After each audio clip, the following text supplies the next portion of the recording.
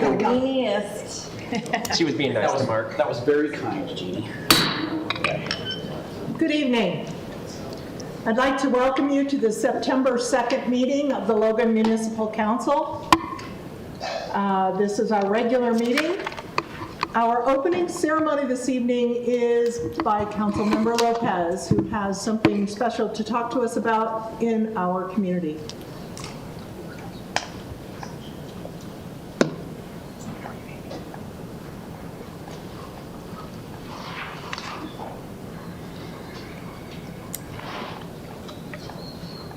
Good evening, council and community members. Today I come to you as an ordinary citizen. Today is September 2nd, and Hispanic or Latino Heritage Month is just a few days away. This month-long celebration is one that millions of people enjoy every year. In Logan, the 5th Latino Festival will be September 13th on Center Street. However, this year, things seem to feel different than previous years. Hispanic Heritage Month officially runs from September 15th to October 15th. And it is a great opportunity to celebrate and recognize the contributions of the largest ethnic minority in the country with almost 70 million people. In Utah alone, the Latino population is over 500,000 people, and over 8,000 of those live in Logan. For some clarification, because I get asked this quite often, while we many times use Hispanic and Latino interchangeably, Hispanic refers to people who have a connection to the Spanish language, and Latino refers to people who have ancestral ties to Latin America or the Caribbean, regardless of their native or predominant language. During Hispanic Heritage Month, we take time to celebrate the rich history, folklore, arts, food, and accomplishments by those who identify as Hispanic or Latinos. Even the Latino presence in parts of the U.S. territory predate its foundation. Celebrating their heritage is only a natural part of celebrating American history. Today, Latinos are a very significant share of the workforce in agriculture, construction, manufacturing, and services industries. They strengthen our economy, starting new businesses every day, and contributing with significant job creation and innovation. In 2023, their economic impact reached $4.1 trillion throughout our nation. In light of all these facts, why do this year's celebrations feel different than any others? Why are festivals getting downsized, postponed, or even canceled in many communities? The truth is an uncomfortable one. From the 70 million Latinos in the United States, more than 20 million are immigrants like me. Even though we were not born in this country, we, our families, the circumstances, or life callings made us part of this great nation. And we contribute in every way possible. Some of us were blessed to qualify for immigration visas from the start. Many millions were not that fortunate. And it is the state of life for the millions of undocumented Latinos and Latinas in this country that make our heritage celebrations uncertain today. Through the years, millions of the so-called illegal demographic were considered essential workers in various industries, such as agriculture and food production industries.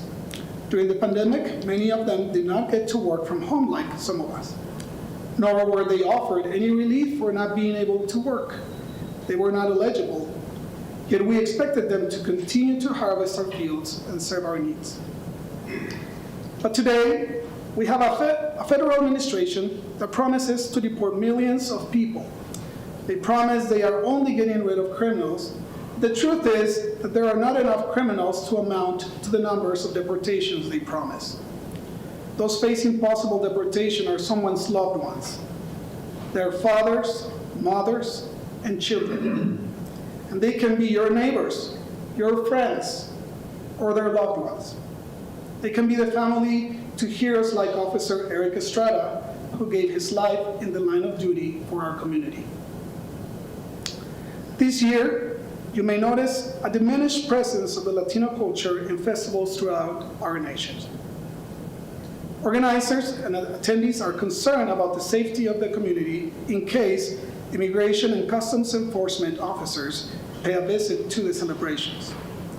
Business owners are also choosing to not attend festivals as they project lower attendance and return on their investment.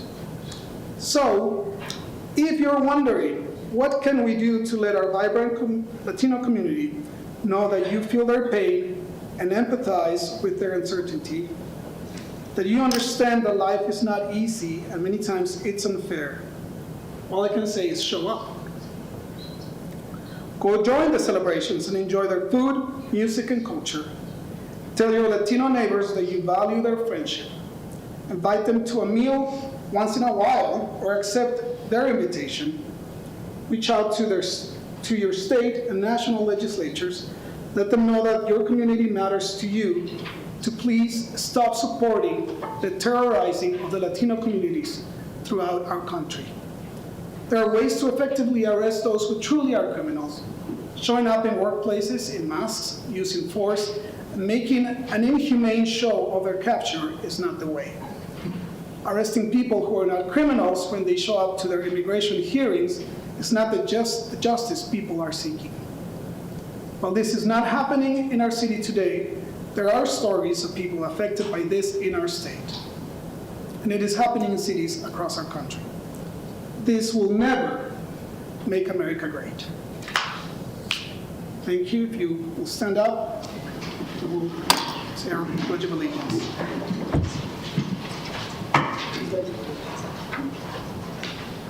I pledge allegiance to the flag of the United States of America and to the republic for which it stands, one nation under God, indivisible, with liberty and justice for all.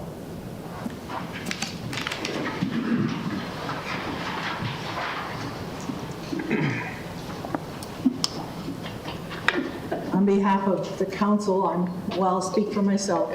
I'm proud to have you as a member, and it has been wonderful to work with you. And I hope we get to continue.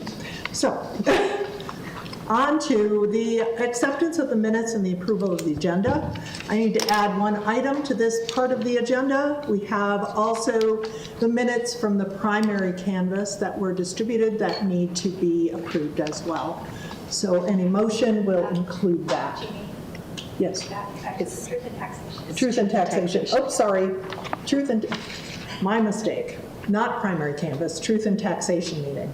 Excuse me. So any motion will include that. I sent some changes to Teresa on the minutes, but with those, I would move acceptance of the minutes and approval of the agenda. I'll second. It's been moved and seconded. All of those in favor, please say aye. Aye. Any opposed? Motion carries. Our regular meeting schedule is the first and third Tuesdays at 5:30, right in this room. Our next meeting is September 16th, 2025. We are also available on YouTube, although we don't have a comment portion to that. It's just a watch. Now is our time where we offer an open mic to individuals who have questions or comments for the mayor and council. I ask that you be with decorum, and it can only be items that are not otherwise on the agenda. So if there are individuals who care to bring an item to the council, please come forward, state your name, where you live, and take 3 minutes or less.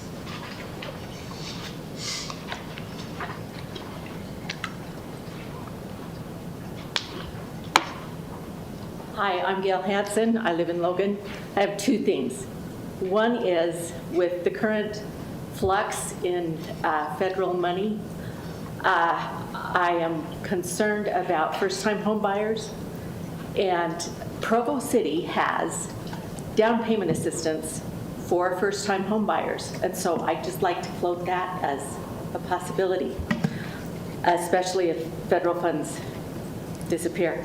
And the second one is, are you aware that on the back of our agenda, there is an italicized part? I'm addressing this to the council because things should be addressed to the council. And in that italicized part, it says, outbursts, including cheers, jeers, noisemakers, and applause, are not appropriate. And then this is the important part, as they may discourage those with opposing views from speaking. And I just think it's really important that all of us treat each other with consideration. Thank you. Thank you.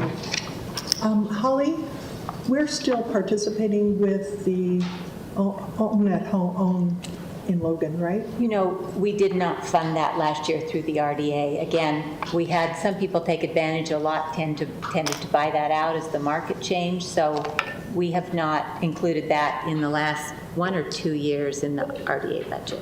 Except there is 10,856 that's a carry forward from previous years. I'm not sure exactly what those qualifications are, but I there's think, some sort of- I'm thinking those may have been 2 that repaid, because again, they didn't live in the home for the required 5 years, so they had to pay it back. So, but So we have been we participating. have been, again, it didn't seem to be the most effective. Okay, thank you. Anyone else? Patrick Belmont from Logan. Got a positive story to share with you today about Fayetteville, Arkansas. In 2018, Fayetteville made a commitment to go 100% clean energy by 2030 for city operations. And they made that commitment not knowing how they were going to do it. But they went to work. And by November of 2018, within the same year, the city council had green-lighted a project that was completed 1 year later, late 2019. They had it in the ground. 10 megawatts of solar, 24 megawatt hours of battery storage. Battery costs have gone down 40% since then. Solar panel costs have gone down considerably since then.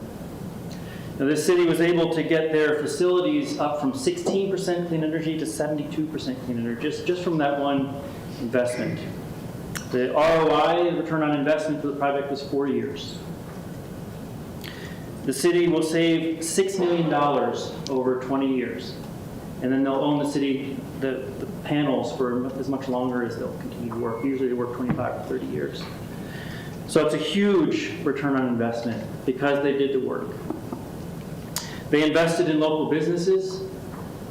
They committed to doing the right things. In this process, they brought their community together. They built trust within their community. And trust is all we have. They chose to build trust. And they got cheaper rates, 10% cheaper than they were getting from their grid otherwise. And this is ignoring all the climate costs. I mean, those are very real and they're big. But even without considering those, it still saved the city a tremendous amount of money. It's disappointing that we didn't take the time to do that. You guys voted on the first fossil fuel power plant without even hearing from RESAP. You rejected the second one, the second power plant that was brought to you. And RESAP came together, we were ready to go to work. But that's not how that meeting went. Mike came and talked about our bylaws for 45 minutes of our 60-minute meeting. It wasn't a charge to let's figure out how to do this. You guys had already made up your minds. Mark Montgomery was shown to have been deceptive by that time in the way that he brought this forward. And I've shown you the evidence of that. It was clear he was working on that for a full year before that. That destroys trust for the community. If you're getting the message now that we can't do some kind of solar with storage, it's because we're asking the wrong people. Let's go to work. Thank you, Patrick. Thank you. Thank you. Is there anyone else that wishes to speak at this time? Seeing no one, I'll bring it back to the council. And we will move now to mayor and staff reports. But before we do that, I do want to remind you of what Gail talked about. That's on the back of your agenda. This is an opportunity for everyone to listen. It's not an opportunity for people to clap, cheer, boo, whatever, or interrupt. So if indeed people choose to do that, we will ask you to leave the meeting. So just so you know, we would like to be able to hear what's going on. Mayor, I'll turn the time over to you. Thank you. My mayor and staff report tonight has two parts. As you all know by now, Canyon Road from Hermsian to the Dugway will be dug up as part of the installation of the new water transmission line. The design of the planned Canyon Road improvements are nearing their final version. Tonight, Zan Murray with JUB Engineers will present the current design draft for the corridor as we rebuild the road and pedestrian improvements for that corridor. There are a few of the design elements on which we would like citizen input and feedback. We are really fortunate to have Matt Vance as the current Wilson Neighborhood Chairperson. He is the author of a book titled The Review Cycle and a consultant who has expertise in designing surveys to gather input. He is volunteering his time in business software to create a survey to get feedback on these items. So following JUB's presentation, Matt will discuss the survey and how you can participate to let us know your preferences. And Matt will also be independently compiling the responses and reporting back to us at the regular City Council meeting on October 7th.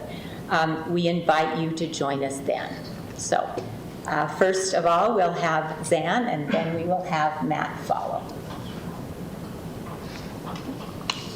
Thanks, Mayor and Council. It's good to be with you today to give you an update on our project and how things are progressing along with the Canyon Road portion of the project. Work on the water line and tank project is progressing well. Things are well in motion there, and we're glad to see that happening as well. But tonight's focus is to talk about Canyon Road, as the mayor mentioned. So I'm going to go through and just highlight a few things and then give you some snapshots of the design to give you an update on where we are with some of the ideas, and also highlight some of the things that we're interested in getting public input regarding. So we're going to review the status of the project, give an update as I mentioned, summarize the progress of the design, and then describe areas of public input for city consideration. And then Matt will talk about how we'll collect that during the survey. So just to give you a sense of the extent of the project, the Canyon Road Street Improvements Project will go from 600 East up to approximately 1500 East, just past Herms Inn.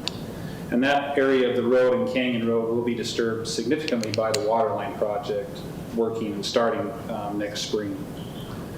So the things that we want to talk about first is Logan City's future and how master plans, standards, and codes play into that. So back in 2015, approximately 10 years ago, the city did a bike and pedestrian master plan. In 2023, they did a transportation master plan, and in 2025, the Wilson neighborhood also created a plan about the vision that they had for their community. Now, master plans are a unique aspect of a city.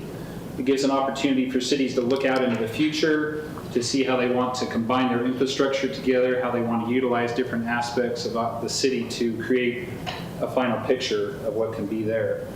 They also have the city design standards for construction, which makes sure that things are constructed appropriately, and also the land development code to make sure that different parts of components of the city as they are developed work together as well. So as I mentioned, as you put all these master plans, the codes and standards together, they put the pieces of a puzzle into a picture so you can see what you want to have at the end of the day. And that's the goal of these plans.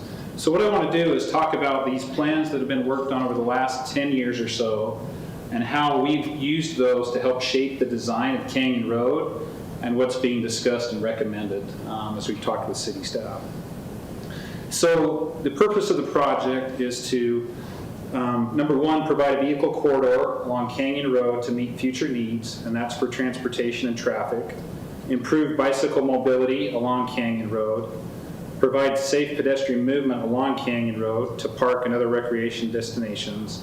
And then create a uniform streetscape that matches the neighborhood feel, that really fits into what the community and the neighborhood wants to see. So first I want to talk a little bit about what we found in the transportation master plan and what it denoted there. Now, it's a little bit hard to see here, but there's a couple of circles up in the right-hand section of the screen. And if I were to look at those, you can see that on Canyon Road, the current traffic is 2,260 vehicles per day travel along Canyon Road.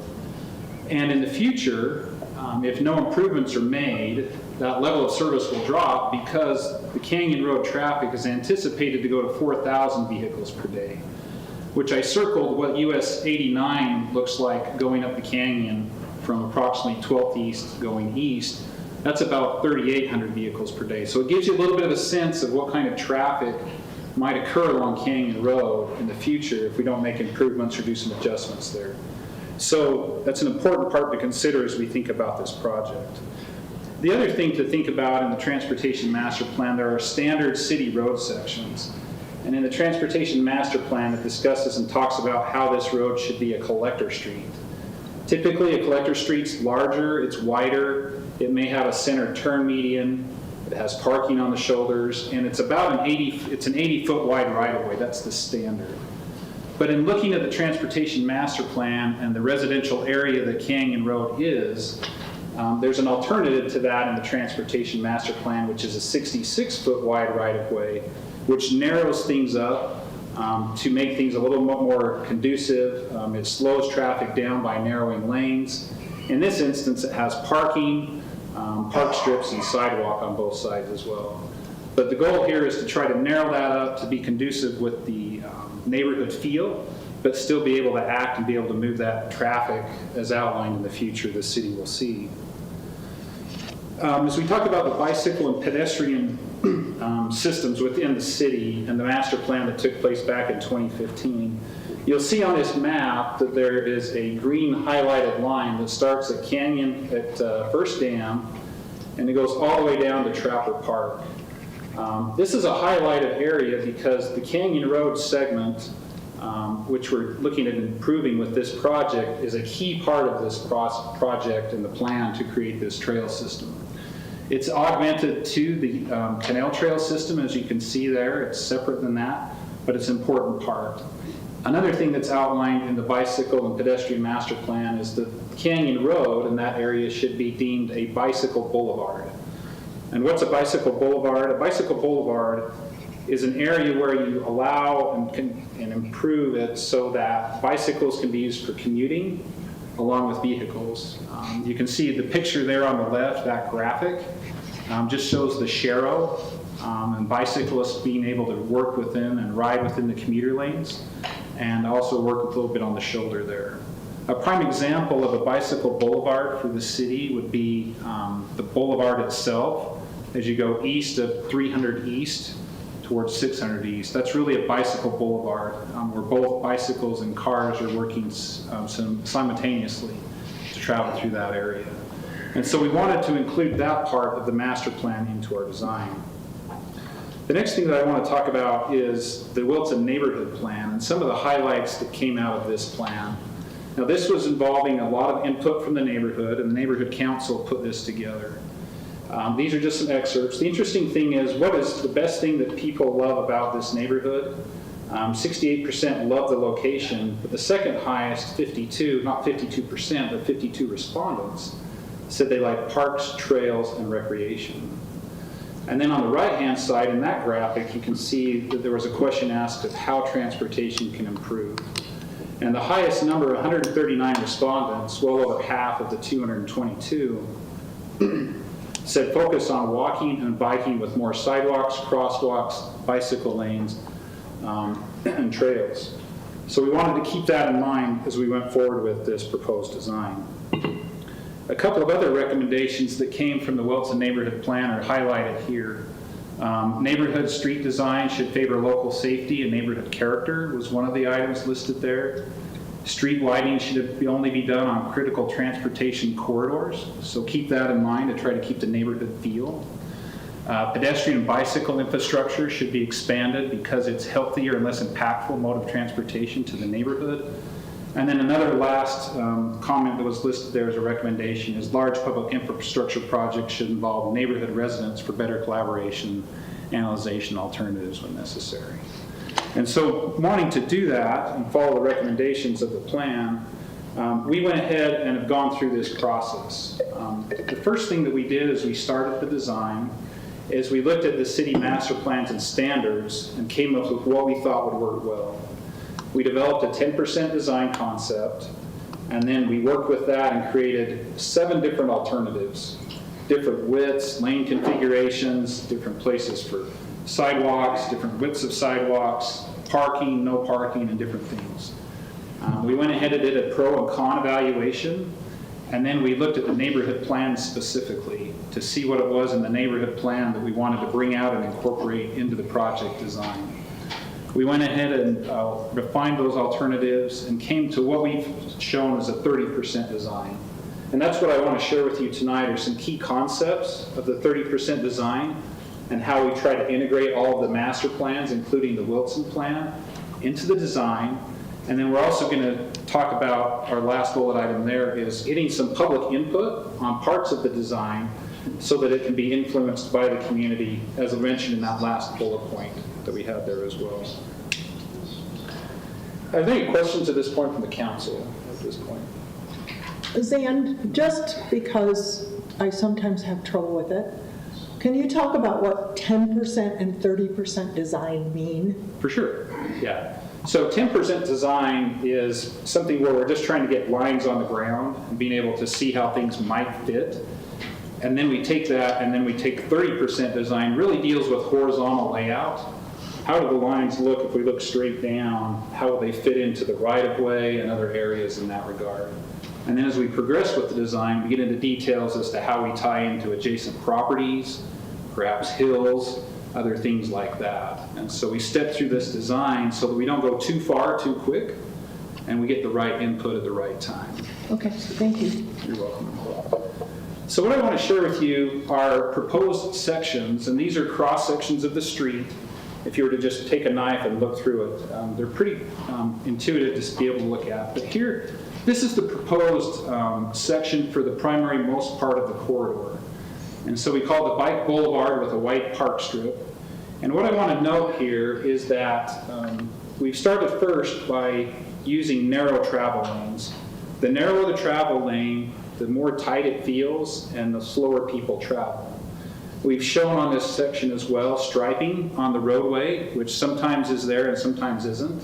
Striping also helps the road to feel narrower, and so people travel in the appropriate lane and they also travel slower as well. We've included a 4-foot shoulder on each side to give some space for bikes if they want to be over there on the shoulder. It provides space for emergency vehicles to pull off and have a little bit more room, for garbage cans, recycle cans to be able to place in case those need to be there. Currently there really isn't a lot of spots for them. Then we show curb and gutter and then a wide park strip. There's been a lot of input and concern about removing trees because of the project that's going on with the water line. We received input from the city that we want to get that back and be able to restore those trees back. And so we've included a wider park strip, 8.5 feet wide. And then also on the north side, we've got an 8-foot sidewalk or shared use path shown here to be able to promote those pedestrian and bicycle activities for mobility. And you can see that with the little graphics that are there. On the south side of the street, what we found as we've looked at the existing improvements is we really don't have to change that much. The park strip width is appropriate, it works well. We're looking at adding trees. They'll be a little bit shorter because of the transmission power line that's above them. They may be a little bit smaller than the sidewalk shown there is a typical 5-foot sidewalk. Can I ask another question? Please. So much of that south side corridor has an open canal in it. In what would Open be ditch? Open ditch. Yeah. In what would be the park strip? Mm-hmm. Are we anticipating changing that or just planting trees where that does not exist? It will be enclosed and then piped and then trees put in appropriate spots where they're able to grow and be able to flourish in that regard. Okay, thank you. Great question. So one thing to note here is that this is a 66-foot wide right-of-way, as we mentioned earlier.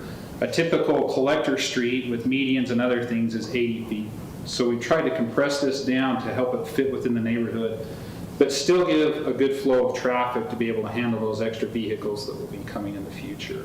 And the 66 feet is from one edge of sidewalk to the other edge of sidewalk, correct? It's approximately about a foot behind it, so we Okay. give a little bit of buffer on that end, and that's what's shown here. You'll see a little extra 1 foot on the right-hand side. Okay, Of thank that. you. So it gives us a little bit of room, wiggle room there.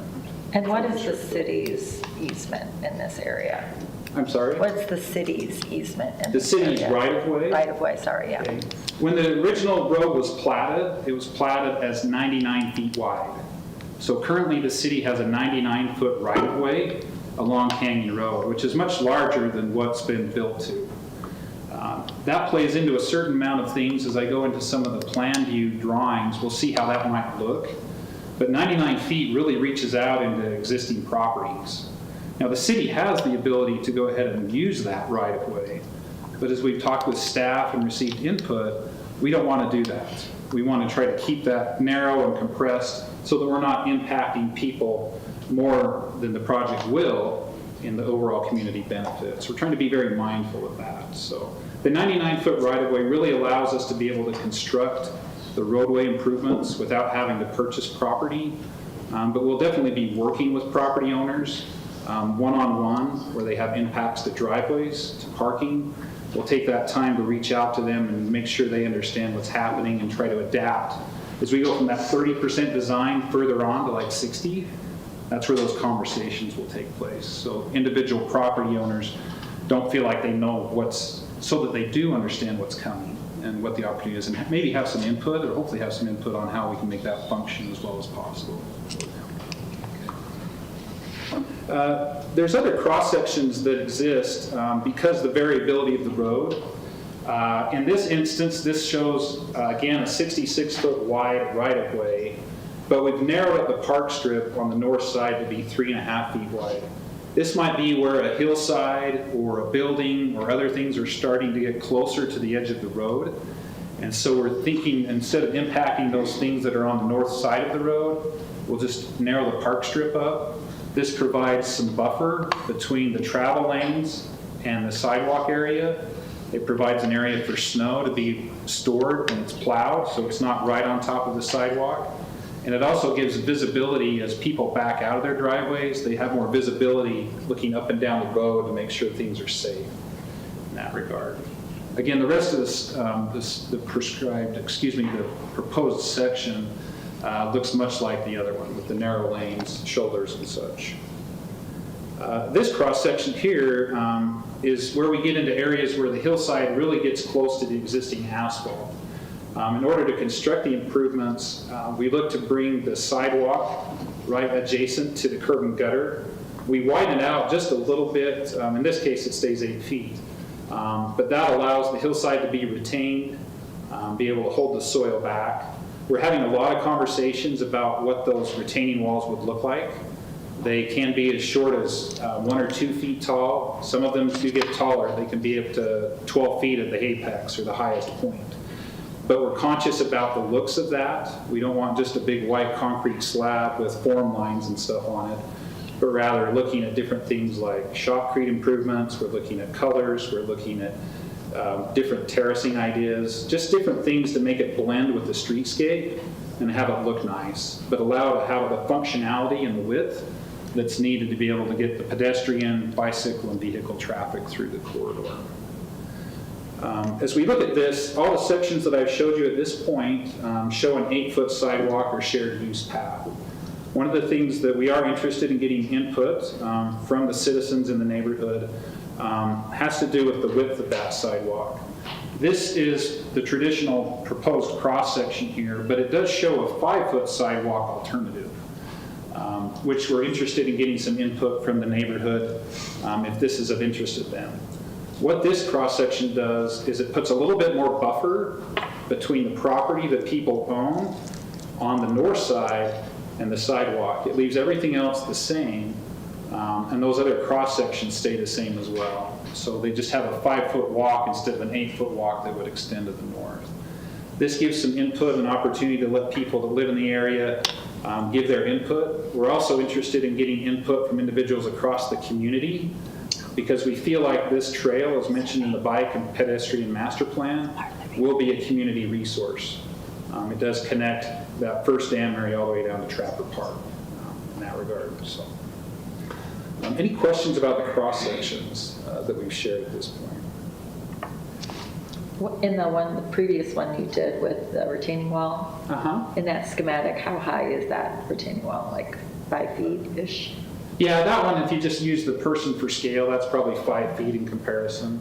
Again, as you get into the hillside where it's maybe more closer to the road, that retaining wall could get taller. Yeah.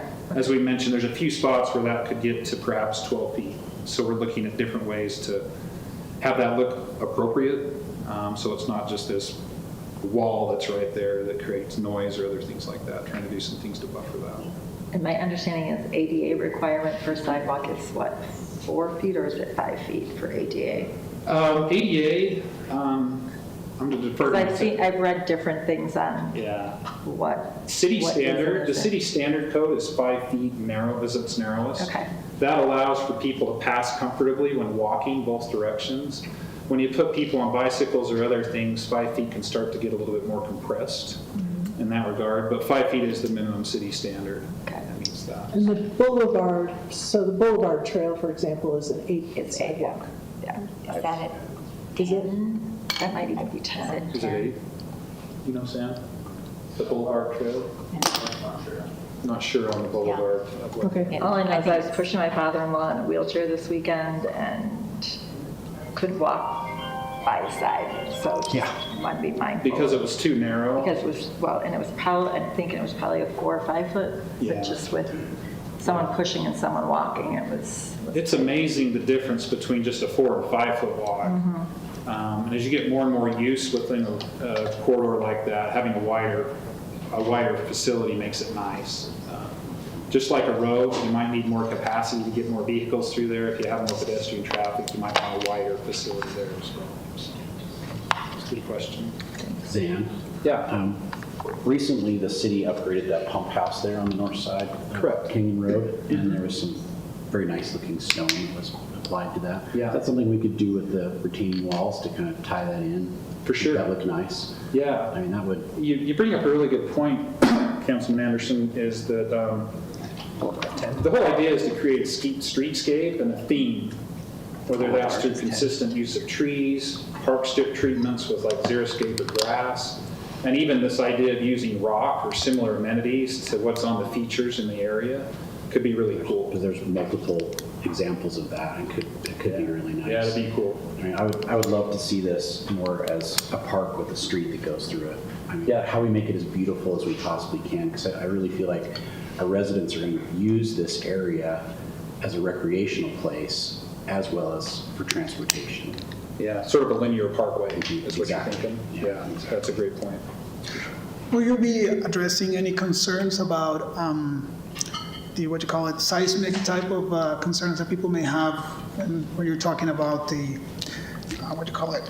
The retaining walls? Retaining walls, yeah. The slopes. Yeah, the slopes and retaining. So what we do, and we're actually investigating that now, is we have geotechnical engineers check the soils and review the strength of the soils, and then we design the walls to be able to withstand the seismic activities as well as just regular gravity loads. So very commonly done. This isn't anything that's out of the ordinary in this regard. So pretty standard practice when we get into situations where we maybe are narrower.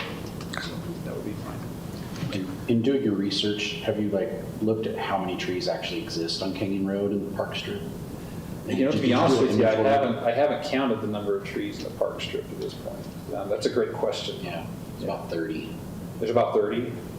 Yeah, the goal, and we'll look at this in just a second. Well, we In fact, technically don't have a park strip right now. There's not. Well, there is on the south side, but there's no trees in it. There's nothing in it, so. I'm going to use your comment as a segue to jump into the plan views here. What you'll see, as you pointed out, is we're planning on doing trees typically at like a 30-foot spacing in the park strips on the north and south, where we have a wide enough park strip to be able to accommodate that. As we showed on the typical section, that's 7.5 feet on the south, 8.5 feet on the north side of the road. And we just denoted the diameter of the trees to be a little bit larger on the north, just that we can put a bigger canopy in and be able to avoid the power lines that are out on the south side of the road.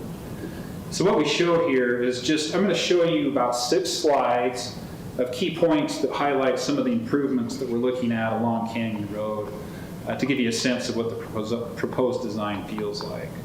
So just to give you a highlight there, the bright green line is a 66-foot wide right-of-way. The lighter blue lines that are dashed, that are to the north and the south, they denote the width of a 99-foot right-of-way. Our surveyors are looking and still researching the final location of that. That's an approximate location of those lines, but that gives you a sense of the width of what that 99-foot right-of-way looks like and the impacts that it could have.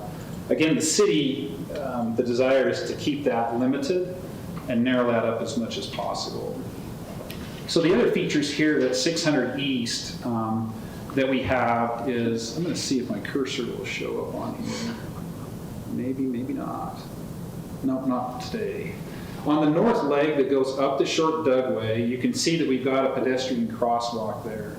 We're looking to regrade the lower portion of the Dugway to allow it to slope down and create a flat landing location down by the intersection. This is typical intersection design with cross slopes that are available for ADA crossings to that point. And so this allows continuity of that pathway from up near Herms Inn all the way down to this location and beyond. In the future, as we mentioned before, the trail could be about 3 miles long if it extends from First Dam all the way to Trapper Park. The cool thing about this trail on this side of the street, Merlin Olsen. I say Merlin Olsen to First Dam excuse is me, it 3. will be, yeah, Merlin Olsen. Merlin Olsen to First Dam is 3. I was going to say traffic park's only 3 That'd be a miles. nice, that'd be a nice run. You've run that multiple times. That'd be a nice run all the way out of Chapter now. The cool thing that, as we've been talking about, the neat thing about this is that distance, there's only 2 intersection crossings of the trail or shared use path if we put it on the north side. One at 1420 East, just to the west of Herms, and Which this one right services here. a dozen homes, give What's or take? that? Which services a dozen homes, give or take? 15? Yeah. Yeah. Yeah. The cool thing too is with all the improvements that are happening, including the underpass crossing at Main Street, those are the only 2 intersections that you'll have to cross for this path all the way from First Dam to Trapper Park, because everything else goes underneath the different bigger streets and stuff like that. So it's pretty amazing to see how that corridor can open up and look. So in addition to that, you can see that the path coming down from the short Dugway, we want to create a little better scenario there. So we have an alternative for sort of a switchback for people that want to use a path, whether that's for a stroller or a bike. We have stairs if people want to shortcut that. And then we also show the improvements going to the east as well. So those are the highlights of those items. Did you talk about the free right, though? Oh, thank you, Mayor. Great point. One of the things that we have looked at is the free right. Currently, that free right does allow people that are coming westerly to be able to just merge and head up onto the short Dugway.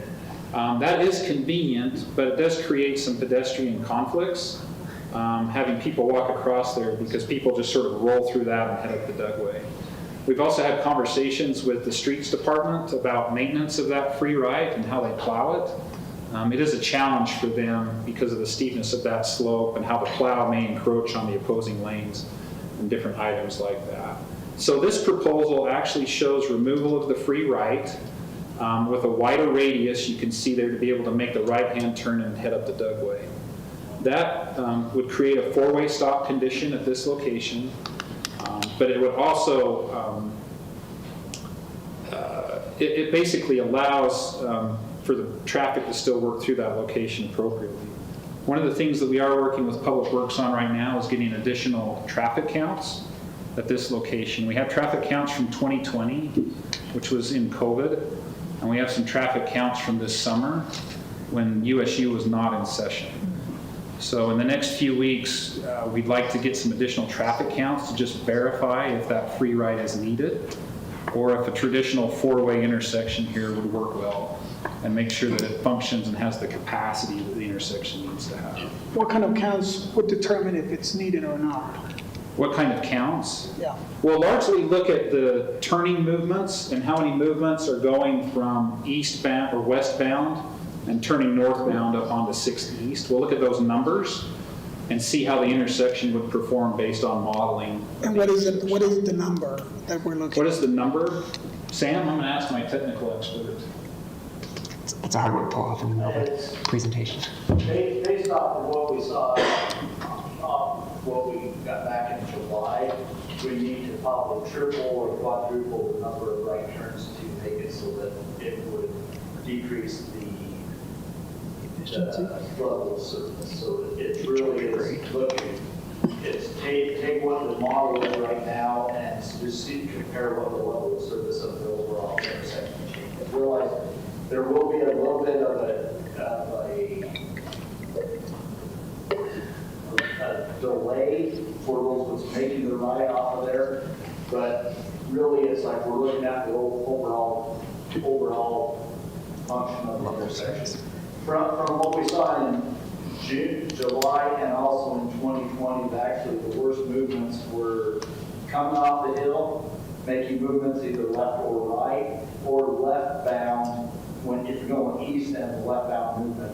Those were quite a bit higher than what was actually right turn, which I was surprised by. And that's why we looked at the numbers, but we haven't really done a lot of analysis just because we don't feel comfortable with USU not being in session during those periods of time. So I should introduce Sam Powell. Sam Powell's our lead project designer on the project, our project engineer. Sam's got well over 20 years of experience working with these situations, and he's one of our go-tos within the company. Appreciate him being here with us. This is a dangerous intersection. I navigate it multiple times a day. We've had children, adult children hit trying to go west, and the car is going up that right. And it needs some help. Challenges there. It really needs some help. It's not a safe intersection. Especially for the bike and pedestrian traffic. Yeah. He got clipped with the car going in front of him and took him off his bicycle. So this is one we've been concerned about for quite a while. Yeah. So will the gates would still be operational for when it's heavy snow at this intersection as well? Yep. Yeah, definitely we want to be cautious about just the steepness of that slope and snow travel. Well, I understand that right now, the only way they can plow that right is going downhill. Right, yeah. And it's pretty scary. Yeah. Hope there's no one in the intersection as you plow down the hill. No kidding. Just showing a few more areas of improvements, just to give you a sense of the corridor improvements. This is at approximately 730 East. Here you'll see the retaining wall labeled on the north side. This is where the hillside comes down and gets close to the existing asphalt roadway. You'll see that we actually narrow the park strip up and eliminate it just to be able to minimize the impacts of the retaining walls. And be able to see that occur. So coming in from the west, it's an 8.5-foot park strip. It narrows to no park strip. And then as it exits to the east, we go to a 3.5-foot park strip because those buildings are close. And we just want to minimize the impacts to them. Now. So the retaining wall is not the blue dash line? No, it's not. Okay, no. thank you. In fact, there's a thicker black line just on the north side of the gray sidewalk. It's a little bit tricky to see there, but that's where the retaining wall would be located. But the blue dash line, again, is the 99. That's approximate location of the 99-foot right-of-way, yep, as we keep working on defining what that is. And where it says retaining wall with the thinner line, that's just giving the length of it? That's not Yeah, where the wall is you're going? exactly right. The wall Yeah. is down near the sidewalk? Yep. Okay. Yeah, great clarification. Thank you for pointing that out. In this particular intersection, this is where we were talking about the Crockett Pump House. So this is the Crockett Pump House is there on the right. So we've got a narrower park strip. We've accommodated for some additional parallel parking. There are some apartments or residences there that are going to be impacted with regard to parking. So we're looking at some options to be able to widen that out a little bit to allow people to have that parking space in some spots. Let's see, other items that are here. The crosswalk at Crockett Avenue would be put in place since it's at that intersection. And then that's basically a summary of that. I just want to clarify for people who are in the room who may have addresses that are showing up on these, that we are at 30% signed, and the team will be reaching out to each person regarding their specific driveway alignment and how that'll work still, correct? Yes, definitely. Yeah, I shared that earlier. We definitely want to be talking with folks. And that this is early lines on the map for and that brings up a great point. To say the same thing. Yeah, Thank you. because I know I could be nervous if I saw an orange box on my driveway and thought, what if that's not exactly where it, but we'll be designing through that. No, you're exactly right. One of the things that we wanted to do with getting and making sure we get the 30% design aligned with what we want is now we have something to go talk with citizens about and their property and how we can adapt things to make that work for their particular situation. Beforehand, there would be so many variables. Yeah. It would be hard to work that out with an individual. So we wanted to do that. Thank you. Thank you. No, thank you. Moving further to the east, you'll see that this is by Canyon Road Park. We're showing some parallel parking there. This particular example shows 10 stalls of parallel parking to allow people to access the park or be able to get onto the Canyon Trail. You can see the trees that are located there. We've narrowed up the park strip here in this example just to try to preserve some of those larger trees that exist in the park so that they can remain in place and not be impacted there. And then as you look further to the east in the park, you'll see that the park strip widens back out and we look to put some trees in. This is an area where we'd like to get some input from the public. The survey outlines a few questions along this area as to whether maybe a meandering walk through the park is nicer than something that's close to the edge of the curb and gutter, and being able to see what that would look like as well. But also, as we discussed in one meeting, if the sidewalk is right there adjacent to the parking, it does make it much easier for ADA accessibility, stroller accessibility, so you have a hard surface to then get to wherever you're exactly right. Thank you, Mayor, for pointing that out. Another question within the survey that Matt will talk about momentarily is the number of stalls here. We show 10, would the public like to see more to be able to access this area? That's something we'd like to get some input on as well. Or less.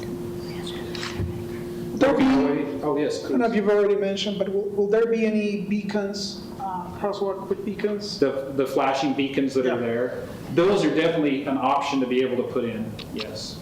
Definitely something to do. Would it be appropriate to do it at Crockett or other locations? It very well could be. Yep. Definitely want to keep safety in mind as it's been outlined in the plans. This is a little bit further east. This is at Laurelland Drive, branching off to the south. You can see that we've got, again, we widened the park strip out.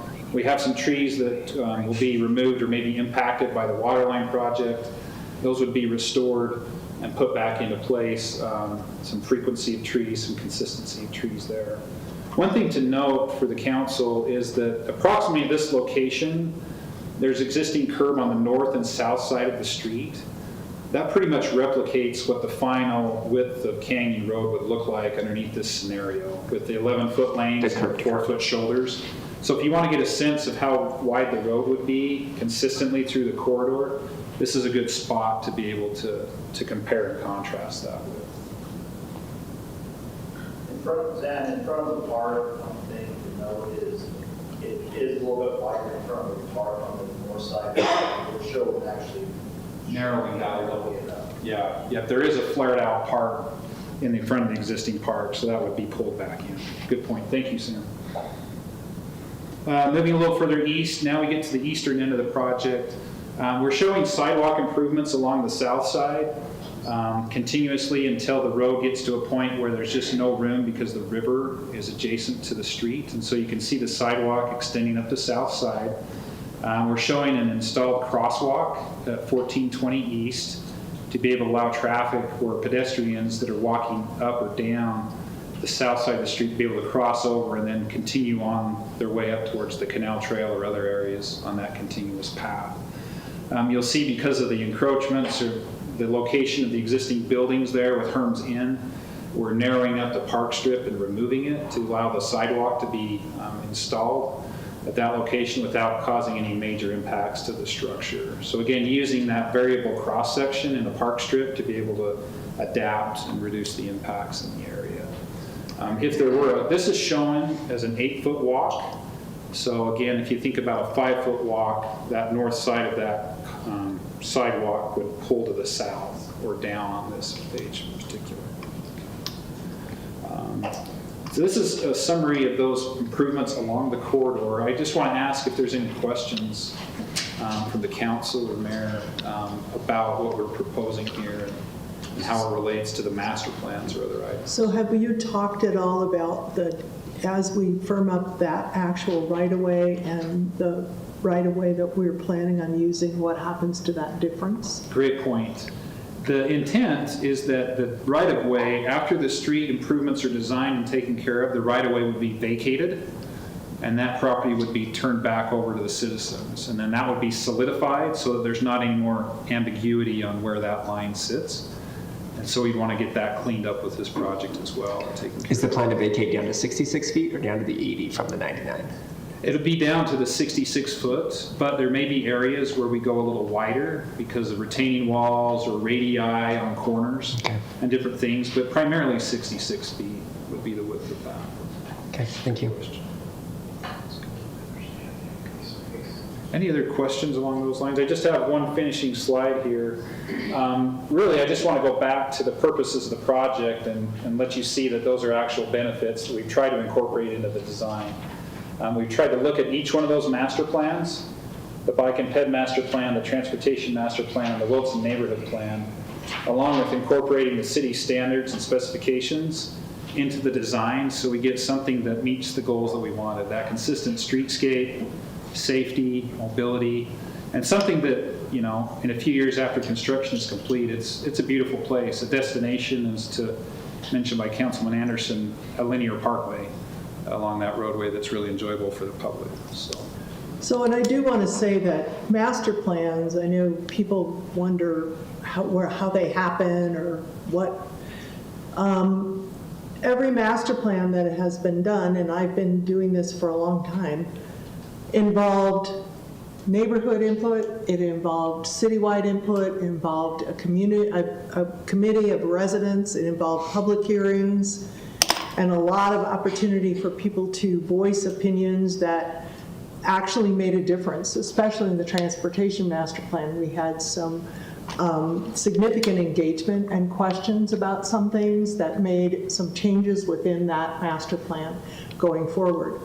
I think that I've preached many times, I'm afraid, that I think that the master plan process is one of the critical points of a city's growth because it allows citizen input, it allows us to create a path forward. And it's not just, oh, we feel like we need to do this today, but we've had that backing that's moved the city in a direction. It's perfect. So Do you want to become a planner? So I have a couple of questions. We've just gotten, obviously we've gotten some emails over the last few weeks about this, and there's just a couple of questions that have been raised that I don't know if you have some information, but I think you've answered some of them, that it's going to take lawn away or land away from people. I think it's been clarified that the city has that 99-foot right of way, so there might be structures or things, but that isn't their land, correct? So that was one thing is people, I'm gonna lose some of my land. That no one will use the sidewalk is a big one that I keep hearing.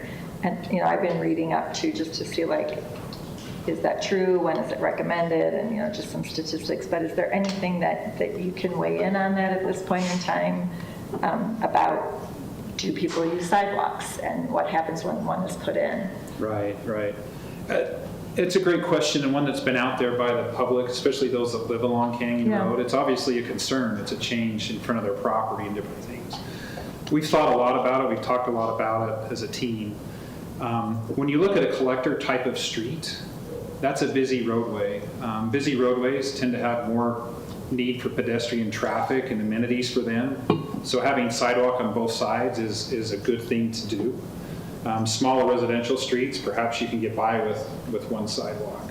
The other thing that's advantageous about this is the continuity, again, of the trail that we talked about from First Dam to Merlin Olson Park, only crossing a couple of intersections when it gets to its full build out. I think there's tremendous value there. Currently, people don't use the north side of the street because there's not a facility there. But would they? We've looked at it, we've watched it, we see people walking up the roadway on the north side anyway, or they're crossing the street at different locations. So we try to look at it practically as to what the value is of that north side. And I think the continuity of the corridor on that north side has a ton of value, especially on a collector type of street that we're dealing with. Well, and the goal is eventually to continue a sidewalk from the Dugway all the way to Merlin Olson Park on Center Street. So again, we do it in sections, but the connections could be there. So. Yeah, that section of sidewalk's been in planning phase, Mayor, for a long time, and we've been involved with some of that as well. Great point. Any other questions? Just the comment that people like to drive, so I put a sidewalk in. I have strong feelings about the things that people drive because there isn't a sidewalk. I mean, it's like that catch-22, right? So, and I recently read something too that areas with sidewalks, property values actually tend to rise when there's a sidewalk and there's easy access to sidewalks. So the idea that it'll reduce the value of people's homes, somebody wrote that like it's going to reduce the value of the home. So again, I know I read that, but is that something that you would stand by that statement that in general? I mean, I know you're not a realtor, but. Yeah, I'm not a property appraiser for sure. But what I would comment in is value of an amenity has to do with a person's perception. And that's really what it boils down to. I've had a lot of projects where we've done different amenities or constructed different amenities, and for one neighbor, it's a detriment to their property value, and to the other, they see it as an enhancement. The instance here is really looking at the community-wide benefit. I think that's the value of this type of circumstance. So. Oh, it was you.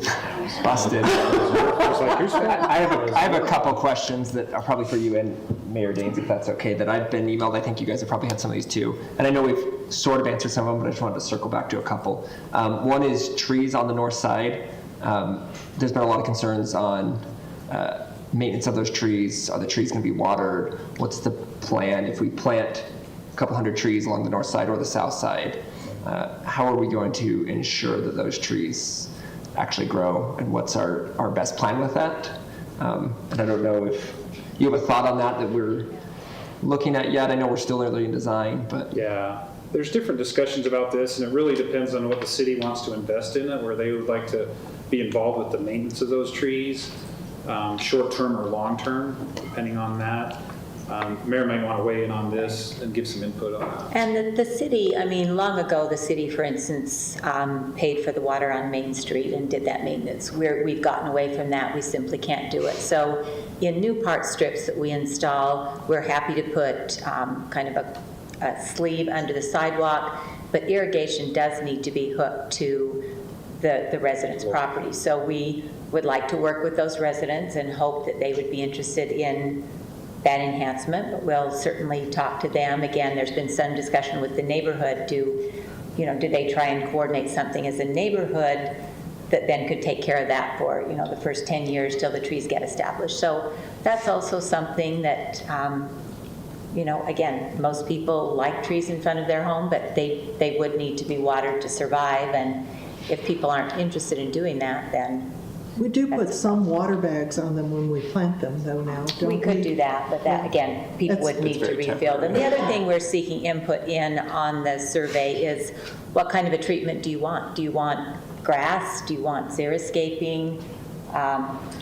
Certainly the grass takes a little more water, but it's a lot easier to maintain. Xeriscaping. Or do you want water-wise landscaping? Well, water-wise is xeriscaping, but. Not zero. Right, xeriscaping. That's why I call it Someone needs to water-wise. rebrand one of these.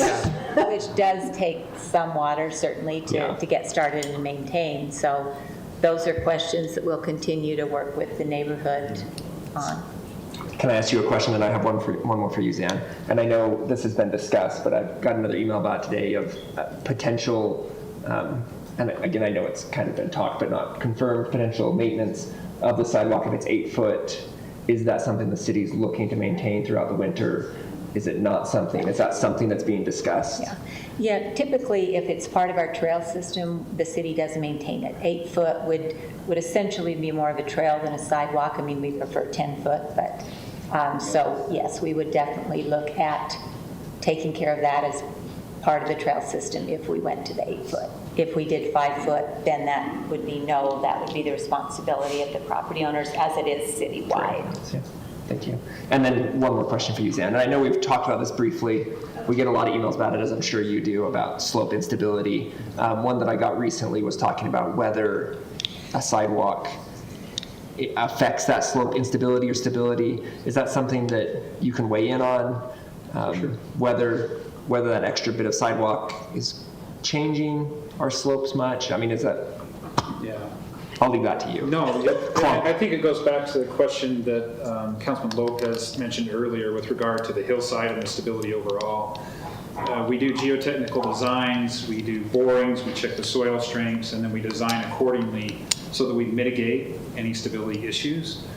We do different types of walls, whether those are retaining walls with mass concrete, whether they're tie-back walls. There's a lot of different concepts, and so depending on the soils, we go ahead and take care of that soil stability issue with the design. Whether there's a sidewalk on that north side or not, is that going to change how those slopes are handled much at all? Is that going to change? I mean, obviously retaining walls may be a little larger or a little longer. Right. But in terms of overall It can. project stability, how much is that sidewalk going to affect? Yeah, it's going to cause us to retain that soil back, and so we have to do more work with the walls. The walls get taller. We just have to do more strengthening of the wall to be able to make that occur. It's not impossible. It's very typical, as I mentioned earlier, to do that. But it does, you're obviously removing part of the base of the hill, so there's going to be some changes in that stability. So we have to mitigate that with the wall design. Take care of that. Thank you. Yeah. Ernesto, Mark, do you have any other questions? Comments? Well, to continue on the whole, because I've heard similar to what Mike said, multiple comments about the worries about the instability of the hillside and parts. Would you say your team has built hundreds of walls to appease some of those concerns, or what would you say to increase that confidence in your team to design? The current geotechnical engineer that we're getting the scope of services from is a nationwide firm that has done countless walls. They've done walls for us inside of Logan City, and our team in particular has worked with them for, we've been in practice for a long time. We're comfortable with the walls and the design. This isn't beyond normality. Thank you. We met with the neighbors about a year ago in October, and that's like the first time I saw kind of a cutaway of what we were talking about. And at that point, there's a lot to process. And we own 250 feet of frontage, so it's a huge impact, and it's a huge impact for a lot of my neighbors as well too. What I did at that point was I called Public Works and I said, come put my stakes in, show me where it's at. And so I could find out where the property line was. And it was within inches of where we had anticipated it. So it was like really close. But you still stand there and look at it and you go, all right, that's getting pretty close to some critical areas. I've got a couple trees that we're going to lose that are irreplaceable. But looking at the vision of what you've got, this could be something really, really amazing. And what I would recommend to everybody is figure out where your property line is and see where your impact's going to be. And then you get with them. Yeah. Make sure you get with everybody so that they know what their impact's going to be and what's happening. Because I walked it off last night and I looked at it and it's significant.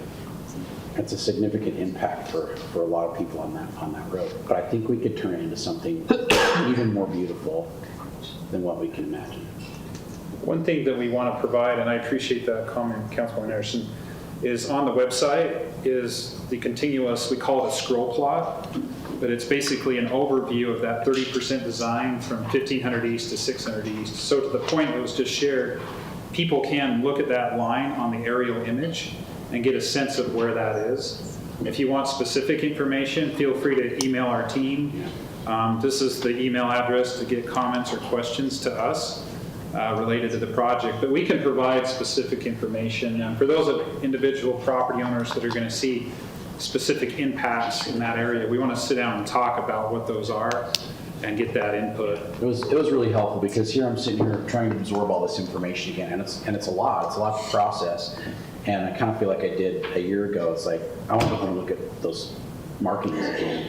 This is the first time I've seen this version of the design, so it's a lot to take in. Yeah. So again, after this meeting, tell people, they can all email you, but also where will it be posted so they can go look at it? Yeah, there's a website on the city's Public Works website. There's a project there, the link that's able to get through. Let me see. I do not have that link up immediately. Does Paul know off the top of his head? Or can we put a link to that on the front page of our website? A link to find it tomorrow? So that might be the easiest thing to do, Yeah. so people can get to that information. And I think, Mayor, our plan is to post this presentation, a link to this video feed for the conversation that took place, along with the scroll plots, and then other information that has links to these plans. And a We link to the discussed. survey, which Matt is about to explain to us. Exactly. When we stop talking. Yeah, so. Because I have one more question after this. That was a joke at me. I have one more comment too. Yeah, So can I you go tie first, in on and then that? I'll go. So, I mean, our former home was one of the houses that was impacted when the canal was buried. And we lost trees, we were fearful we were losing privacy. Our whole neighborhood was very upset. I no longer live there, but still live in the neighborhood. I walk that canal trail probably 4 or 5 times a week now. It's wide, there's always people on it, there's kids biking. It has become an essential part of that Munster Park neighborhood. And so again, I was not a happy camper. I thought it was upset. I had many conversations with Mayor Watts about what can we do to prevent this. Like, this is not okay. We need to keep the canal open. We need this, we need that. Change is hard. And so, Mark, I can appreciate when you go out and you look in your yard and you go, oh my gosh, This is it. that's it. But, I didn't own the canal. I thought I did when we bought the house, but I didn't. But I think that it's not easy. And I have great sympathy and great empathy for people because we went through that as well. But in the long term, it's hard sometimes in the moment to see, but I still believe that overall. When we that built was our right. house, we knew exactly where the property lines were. And over 30 years, we've encroached into the city property. And in some cases, probably intentionally. Is that on the public record? We didn't know. It was always said, the city's going to do improvements. City's going to do improvements. City's going to do improvements. One day we're going to get a sidewalk, and after 30 years, you just kind of go, all right, well, when's that going to be? Plant a tree there. Yeah, when's that going to be? I think we'll put a tree there because that would be really nice to have some extra shade there. Those were intentional choices on our part, but we knew that we might lose those at some point. That day's here. It doesn't make it easy. No. It doesn't make it any easier. And like my dad's garden that's been there since time eternal, we're going to lose part of that garden too. So, it's not easy. It's not easy. No, it's not. So. I just wanted to mention, I don't live on Canyon Road like Mark does, but I live near that area. I'm a little concerned about losing that free ride to go up the dogway. I think traffic impacts would be noticed. But I also want to mention, my wife and I actually walk regularly in the neighborhood. And it's hard to walk side by side in sidewalks that are less than 5 feet. And it's just hard. And I want to echo what Amy said, which is being conscious about how do we better improve the facilities for ADA, for people with different abilities, not just a little portion here and there, but enough that they can go somebody can go with them on a long walk. And I think it'll be of great service to our community. That's a great point. Great point. Did you ever drive the Dugway when the long Dugway was still? I didn't, but somebody was telling me about the horror It was an story. adventure. Yeah, it was an adventure. So. Back in the Wild West. I loved it. It was my favorite road, and it was my favorite road because you get right to the boulevard. It was great. It was the best. But Not to go back to like technical things, I was looking at my notes. I went to a Wilson neighborhood meeting last Wednesday, and I just tried to quickly review my notes from questions I was asked there. And one of the big questions that came up, if we can go back to technicals for just a minute, maybe Paul wants to wait, I don't know if we're there yet, was cost of sidewalk. I know I've heard a lot of numbers thrown around by people that are doing their own calculations in the range of many more millions than the preliminary numbers that I have seen. I know last time I talked to Paul, that was still in early discussions and calculations. Do we know I know I put on my notes that I told some people that we should hopefully have a rough estimate tonight, and I don't know if we do. Yeah, we understood that there's a lot of speculation about the cost of this, and those numbers can get big. So we roughed in, given a 30% idea or opinion of cost, to be about $1.5 million for the sidewalk and retaining walls. That's about $250 a lineal foot, just roughing in the distance. And that's for the entire section, including the south side, or just the north side? That's for the sidewalk and retaining walls on the north side. On the north side, Yeah, 1.5. the improvements for the rest of the road are on top of that, Okay. in addition to that. So we just wanted to clear up and get clarity around what that investment is for the community. But those costs were wrapped into Yes. the original costs that were presented when the alternative was presented, correct? This is not additional money. The water line project had additional costs that were separate. These are improvements that are above and beyond the water line project itself. So they were not included in the original cost estimates? The current estimates that we have for Okay, the water Paul's line getting project, up. I should Paul's probably getting ask up. Paul. Paul, come save me here. He's coming up behind you, watch out. I just want to make sure. Sorry, Paul. There was budget included for the road improvements, including the sidewalk. Okay, And retaining that's what I thought. That's what I thought That's what I too. thought. I just The numbers that wanted, were presented to you for budget and bonding and all that Yes. would not change, do not change by building a sidewalk or retaining wall. okay, thank you. Did that answer? Yes, Answers. okay. And we're pretty confident in that estimate then, of 1.5? At 30%? Yeah. That's as confident as we can be. Sure, right. It's as confident as we're going to be now. But I Yeah. appreciate Paul No, thank you. clarifying the budgeting items. That was the last question I We just did had. Sorry. sidewalk on 6th East between, 500 and 600 North, and that was not quite a block. That cost us $300,000. Right? That was because of the, There was some technical, difficulties there as well. I don't too. think it was that much money. It was, yeah, because it was CDGB money that we set aside for that. It was about $300,000.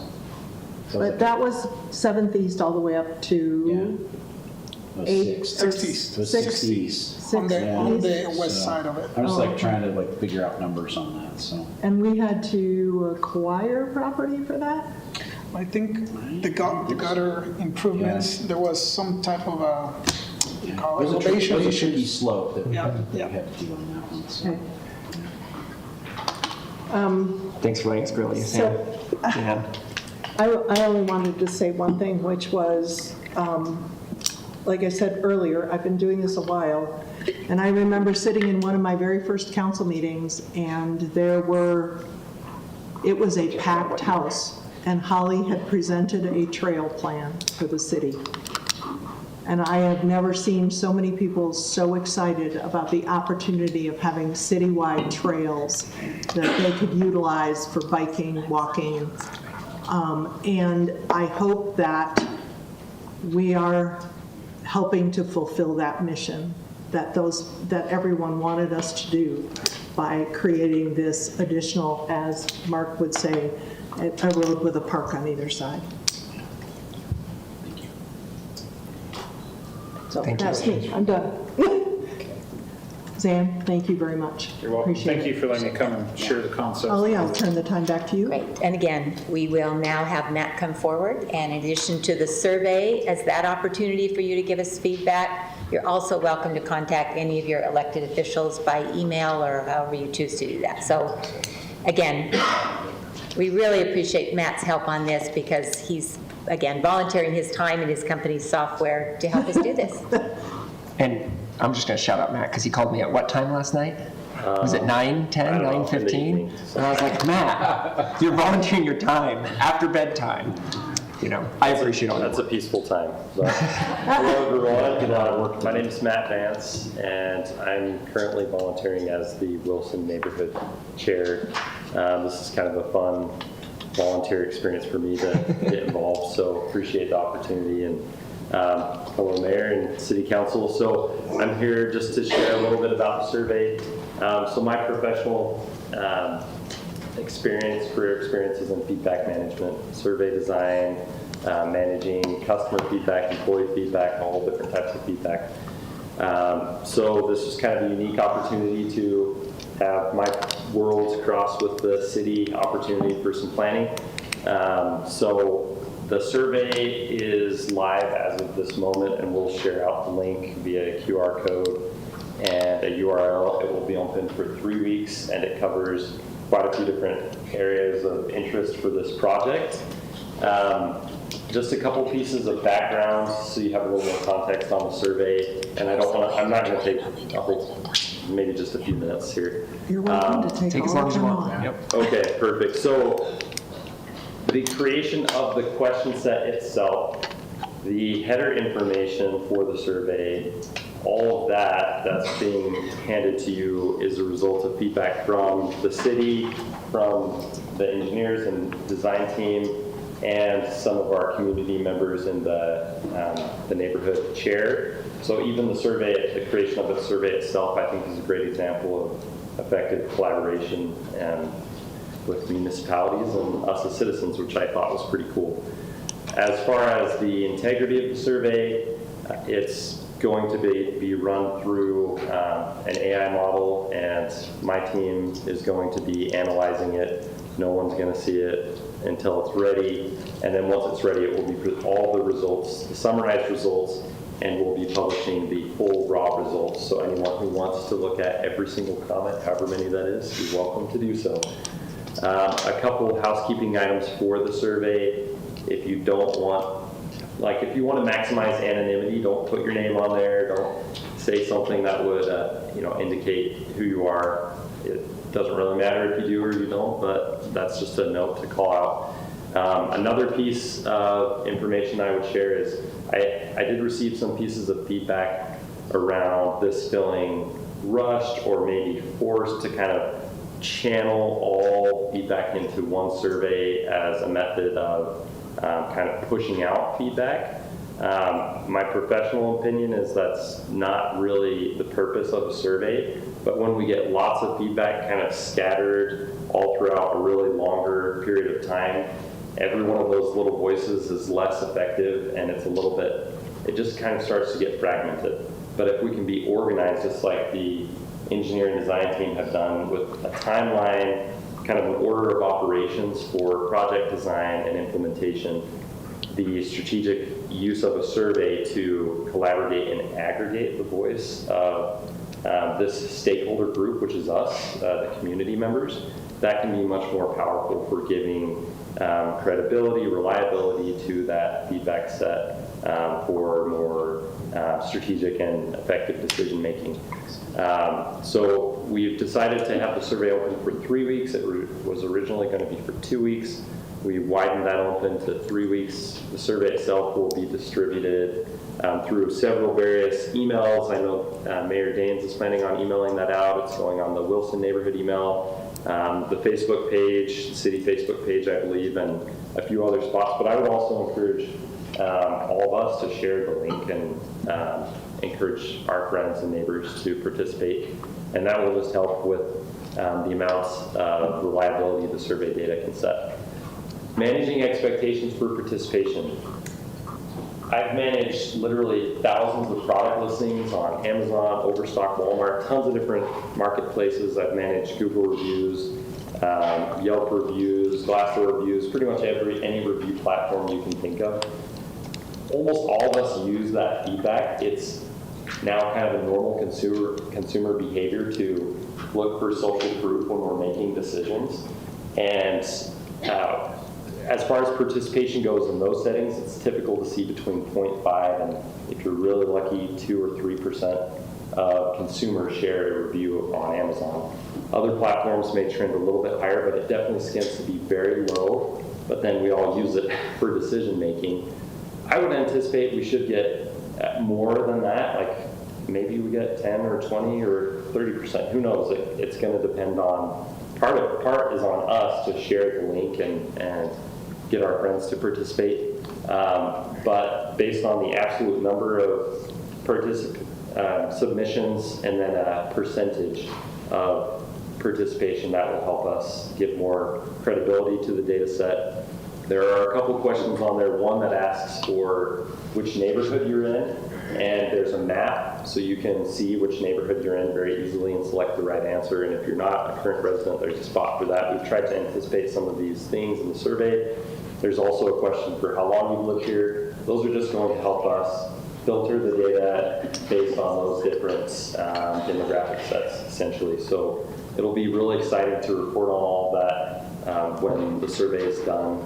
I think that's probably about everything I can think of to share for the survey. If there were questions on how it's going to function or anything like that. I have a question. Yeah. So I know our trail system is used by people in and outside of Logan.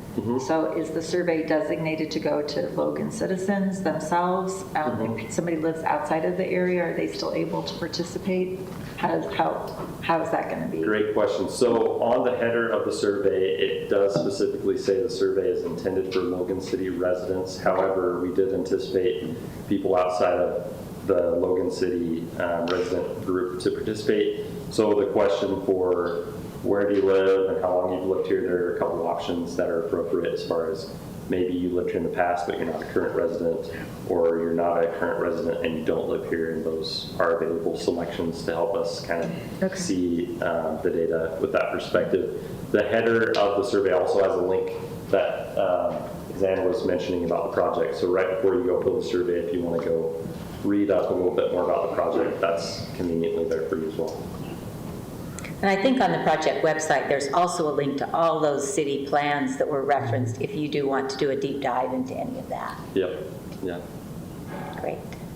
I know you briefly touched on this, and you and I have discussed this, but it's a question that I've had residents bring to me is the city reviewing this data? Are we filtering this data? Does the city council have a say in it before it goes public and you show it at our next council meeting? Well, not next one, but in a month. Yeah. Can you weigh in on that? So the city has specifically asked that they don't get access to the data until everyone gets it in that meeting.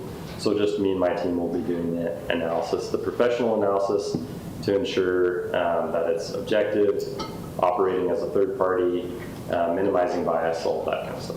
So. And again, it's one of the many data points that we have to consider in making those decisions. So. Yeah, good point. Will there be a Spanish version of it?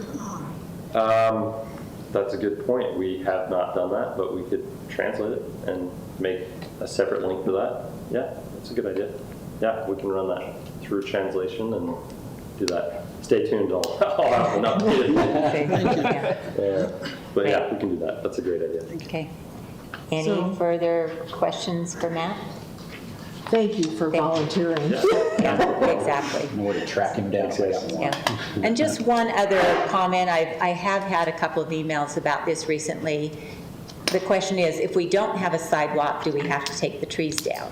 And just to reiterate to people, the trees come down for the installation of the water line, whether we have any kind of a sidewalk or not. So it's really a separate issue, just as a reminder to folks. Okay. With that, that has been a very long mayor and staff report, but I think it was really good information to present. I know we have folks watching online as well. You can also go back to the YouTube channel later if you need to, find a certain section, find the information on the website. So thank you to everyone that spent the time to come and listen, and please respond to the survey. There are a couple of open text boxes where you can list other comments. So thank you very much for your... So we'll let you leave if you want to, but you're welcome to stay. We're about to have a lot of fun. Yeah, we have lots of business fun. to conduct, the fun stuff. Okay, well. There goes our audience. I know, right? Can we order pizza now? I hope you had dinner before you came tonight. It's been a long day at work. It's fine. Not even I have some water. Who brought snacks? Okay. I put some gum in the car. They didn't make heavy calorie gum. Leaving, we still have a meeting to run. So if you would either go out into the hallway or thank you. We will move now to council business. I promise we'll be short, maybe. You should Depends. see my list. My list, Jeannie, I typed it up. Oh, me too. Planning committee update is easy. They canceled it, so we don't have any planning committee update. I will move now to board and committee reports, and I will start with Amy. Thank you, Chairwoman Simmons.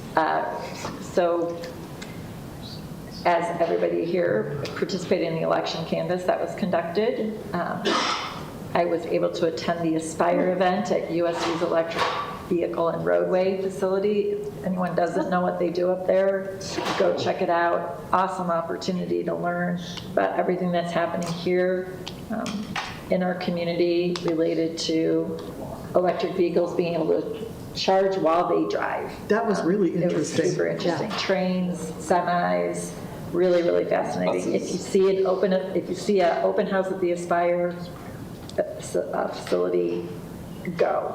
They also had Aggie ice cream, but I don't know if they'll always have that, but that made it worthwhile. On the Public Art Committee, we have just completed a call for artists to complete the building at the softball diamonds, that big center building where the referees or whatever, umpires sit, scorekeepers sit. We're going to be meeting next week on Monday to review that as a jury. So look for information on who is a finalist, and then I'll be submitting some ideas about what might work there.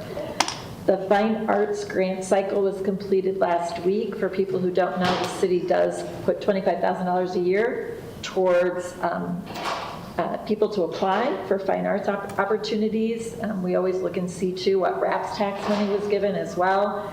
We reviewed 15 applications. The total requested was close to $50,000. We had $25,000 to grant, but we did make those recommendations. I don't know, Mayor, if you've had a chance to review those yet. Yes, I took the committee's recommendations and Teresa sent the letters and the checks out, so great, we're good. It's hard. It's a hard job. There's lots of worthy organizations that, as we know, keep talking about funding cuts, so Who needs money? who needs money?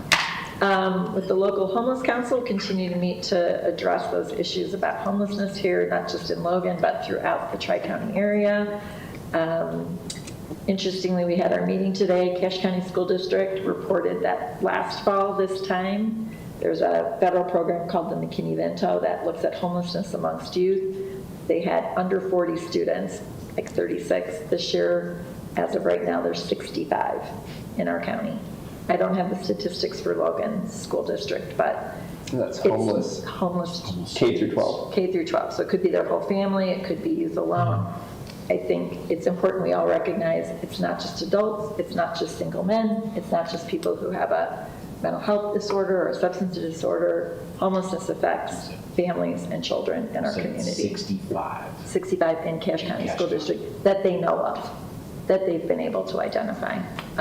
So anyway, so along with that monthly LHC meeting, attended the Balance of State Continuum of Care Quarterly Board meeting, and also the Shelter Cities Advisory meeting, and participated in a mitigation interview with the Utah League of Cities and Towns on the homeless front.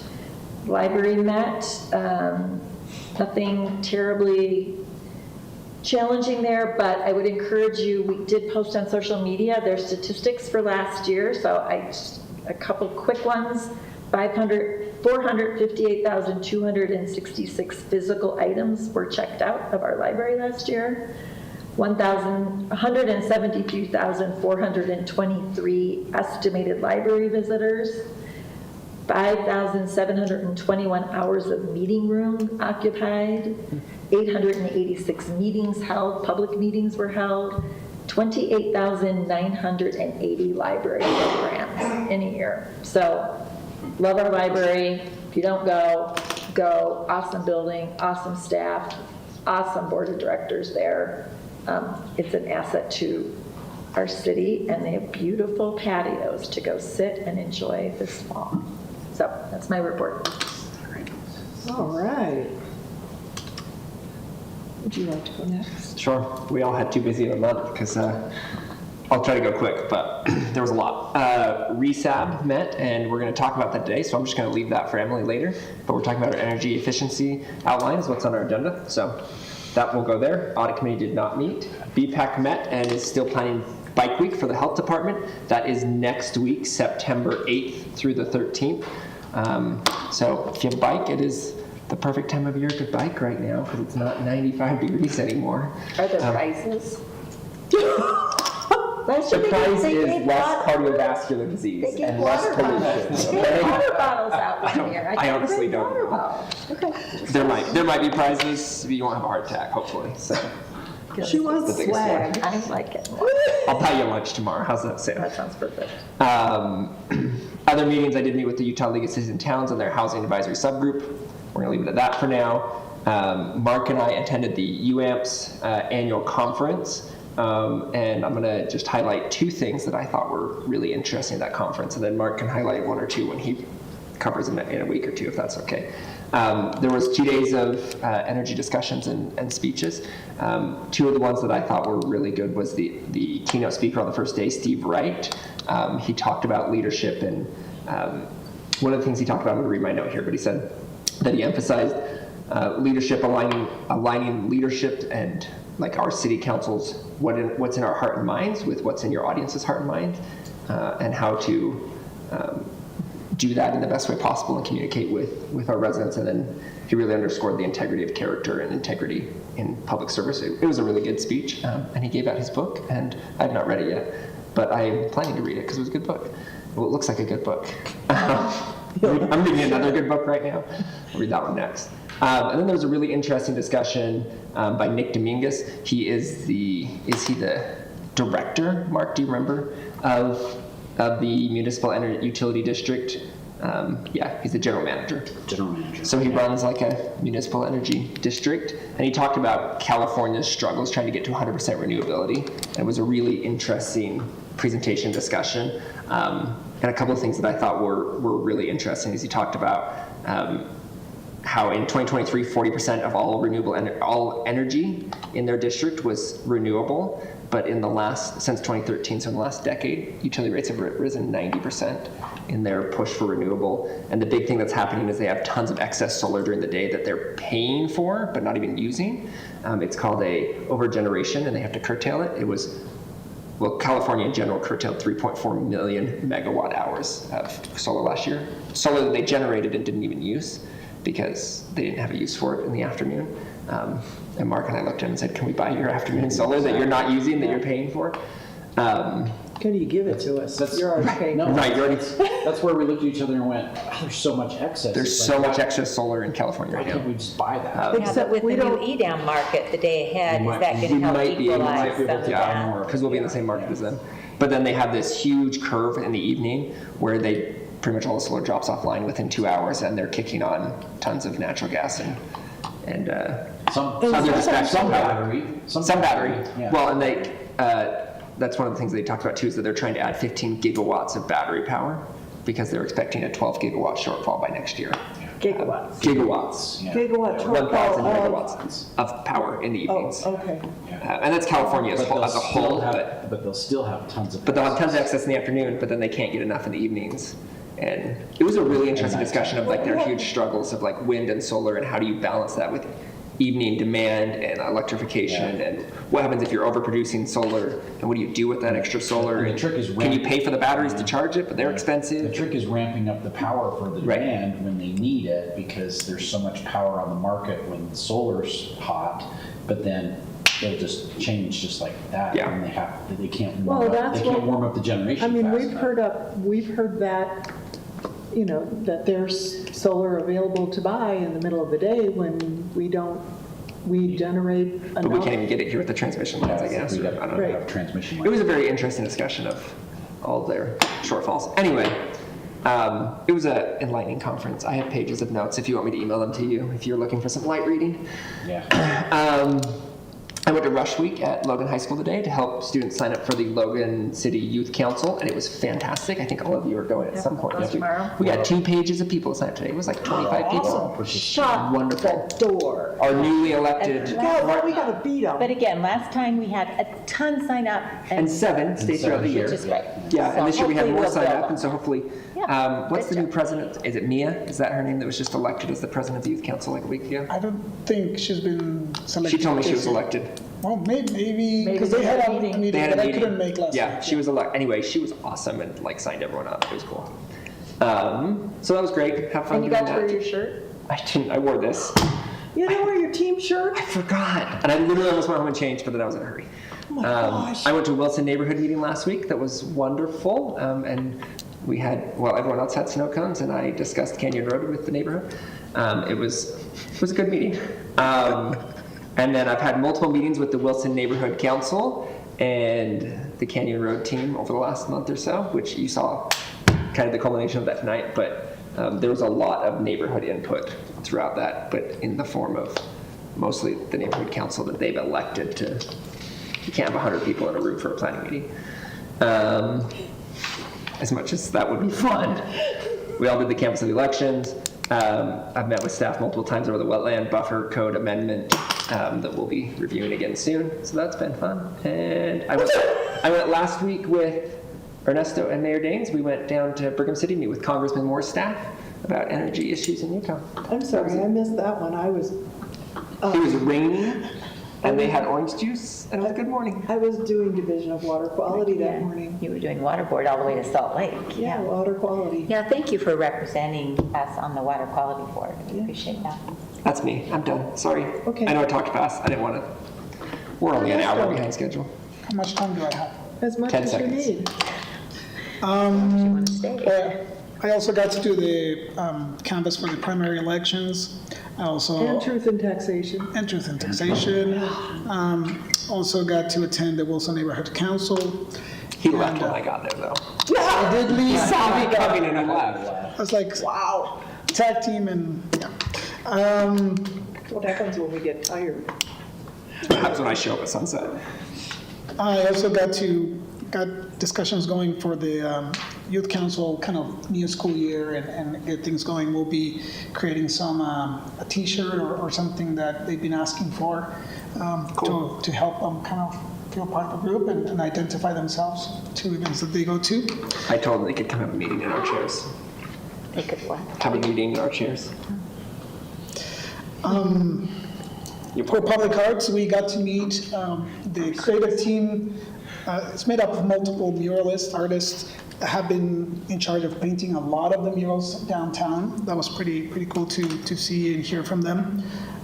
We also have started the jury process for picking the new muralist for the project at Willow Park.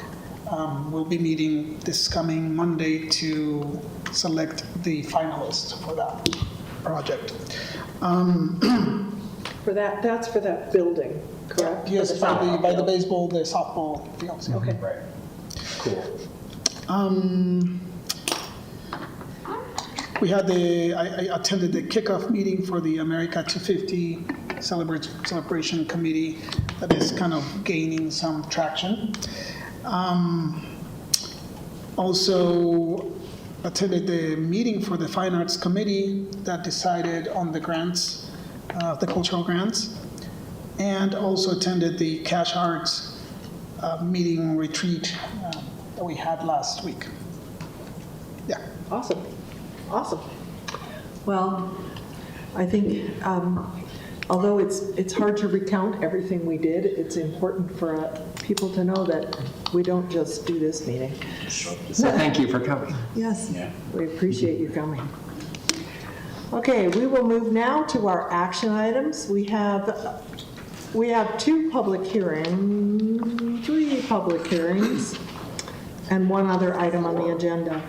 4? No, you're right. You're right. It's not a public hearing. The first public hearing is for Resolution 25-34, and I'm going to turn the time over to Amanda to talk about our Consolidated Annual Performance and Evaluation Report, otherwise known as a CAPER. Okay.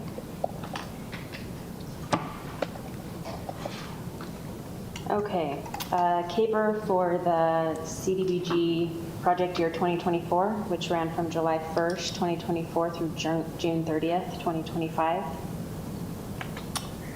The CAPER reviews the progress of the annual action plan and the 5-year con plan.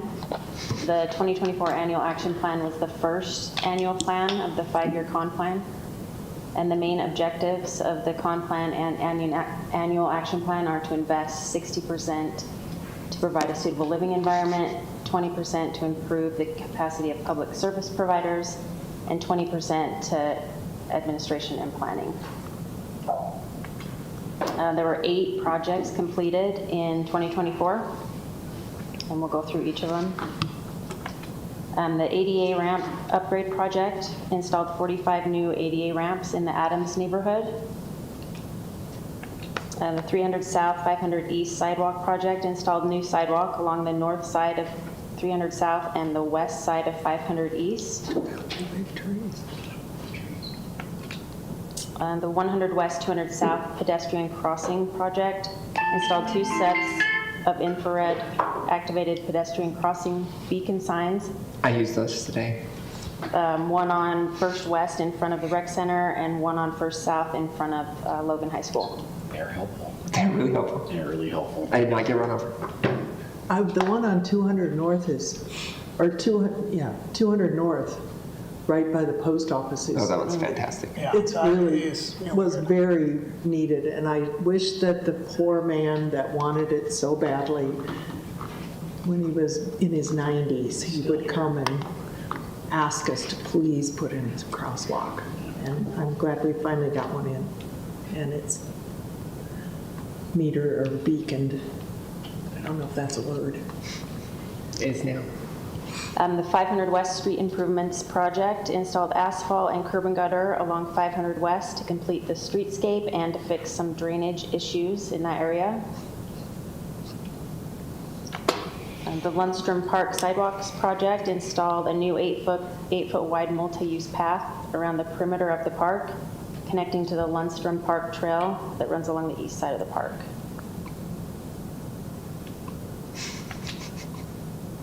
There's pictures of the new path. So pretty.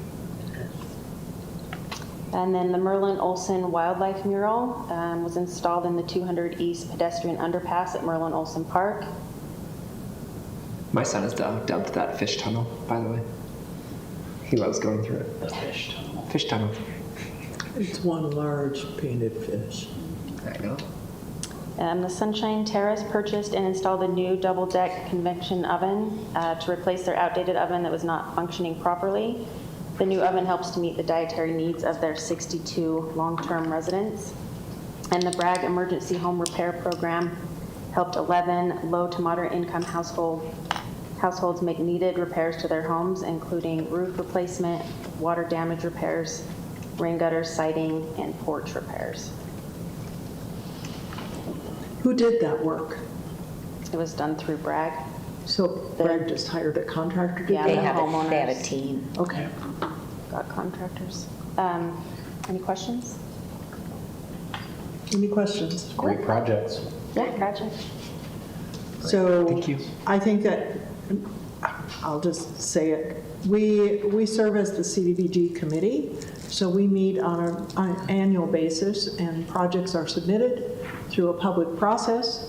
Amanda monitors that, and then we work to allocate the money for the projects. So we function in that regard as well. And This we is make those CBDG funds stretch. I'm always impressed by the number of things we can get done with them. exactly. There's like a lot of projects for that grant. And this is a public hearing. If there are any members of the public who wish to speak to this, please come forward, state your name, where you live, and take 3 minutes or less. I'm watching y'all leap up. Come on, don't you guys want to talk about this instead of what we're going to talk about later? Seeing no one, I'll bring it back. Oh, Gail's getting up. Okay. Sorry. Sorry. She's going to stand up. I'll stop you. I've been coming to these meetings since January, and I am continually impressed with the scope and the compassion that our city continually shows. Since you asked. Thank you, Gail. Gail Hansen, Logan. Thank you. Thank you. We'll bring it back to the council now for a decision. I'll move we approve Resolution 25-34. I'll second it. Been moved and seconded. Any further discussion? All those in favor, please say aye. Aye. Any opposed? Motion carries. Our second item of consideration is not a public hearing. It is the consideration of a proposed ordinance enacting Section 12-24050 of the Logan Municipal Code, which is entitled Camping on Public Property. I'm going to turn the time to Craig Croston. Camping. Just a quick rundown of this change or this ordinance. It makes it unlawful to camp on public property or leave your personal belongings, camping supplies, things like that on public property for 30 minutes. We initially wrote it as 15, but it changed it to 30. Thank you. There is a variance option if the mayor wants to. If the event is going to require camping, the mayor has the discretion to provide a variance. And violation of the ordinance is a Class B misdemeanor. The purpose behind this ordinance, the intent was so that the city could be eligible for some homelessness funding that's available from the state. So it's essentially required by the state. And if we do not have this ordinance in effect, the money that comes to us to help mitigate homelessness issues stays in Salt Lake. Is that correct? Correct. Yeah, it's the homeless mitigation fund, and we currently provide that to CAPSA and to BRAG for. Was this a new, sorry. So I was saying, otherwise, we have to pay a percentage of our sales tax back to communities that do have shelters. So by having this ordinance on the books, it allows us to continue to be eligible for those funds. Because of CAPS's shelter and BRAG's casework. Was this a new state requirement this year?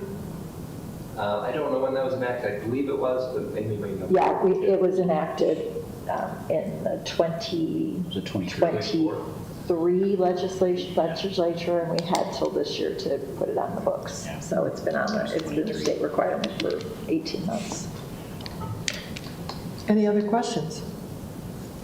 Chair will entertain a motion. I'll move approval of ordinance 25-13. Second. It's been moved and seconded. Is there any further discussion? All those in favor, please say aye. Aye. Any opposed? Motion carries. Our third item is a public hearing, budget adjustments. I will turn the time to Rich. Several items to consider. The first three relate to an impact fee study. Anticipate that we will redo this coming year. $19,620 for water and wastewater, $10,170 for electric, and $18,360 from the Transportation and Parks and Recreation, which is the general fund. Next item is a grant for $3.2 million for the 10th North 6th West intersection from COG.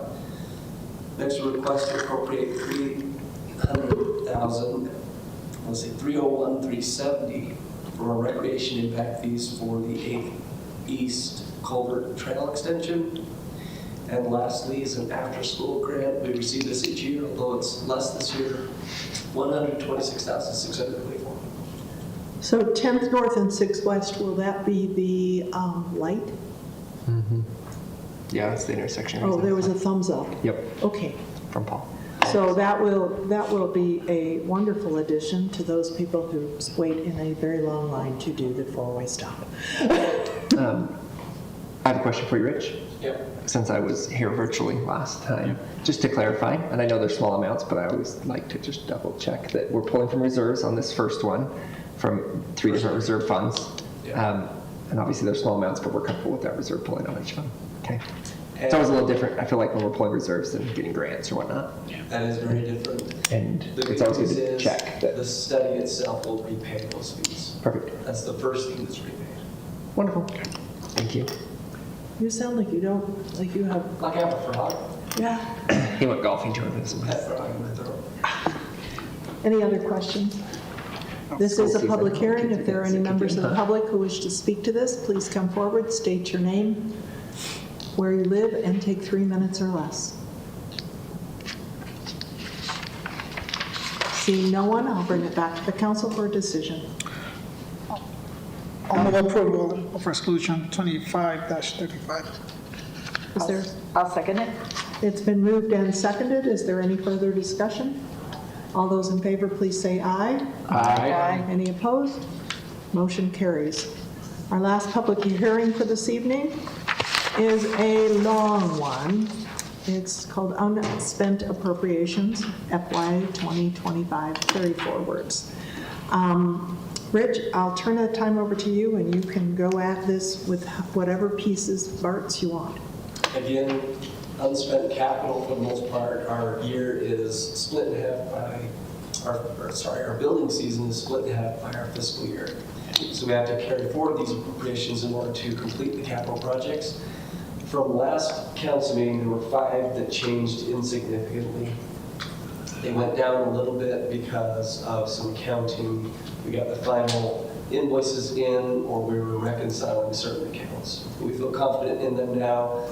If you'd like to know which ones they are, I can list them out, but again, they changed insignificantly down.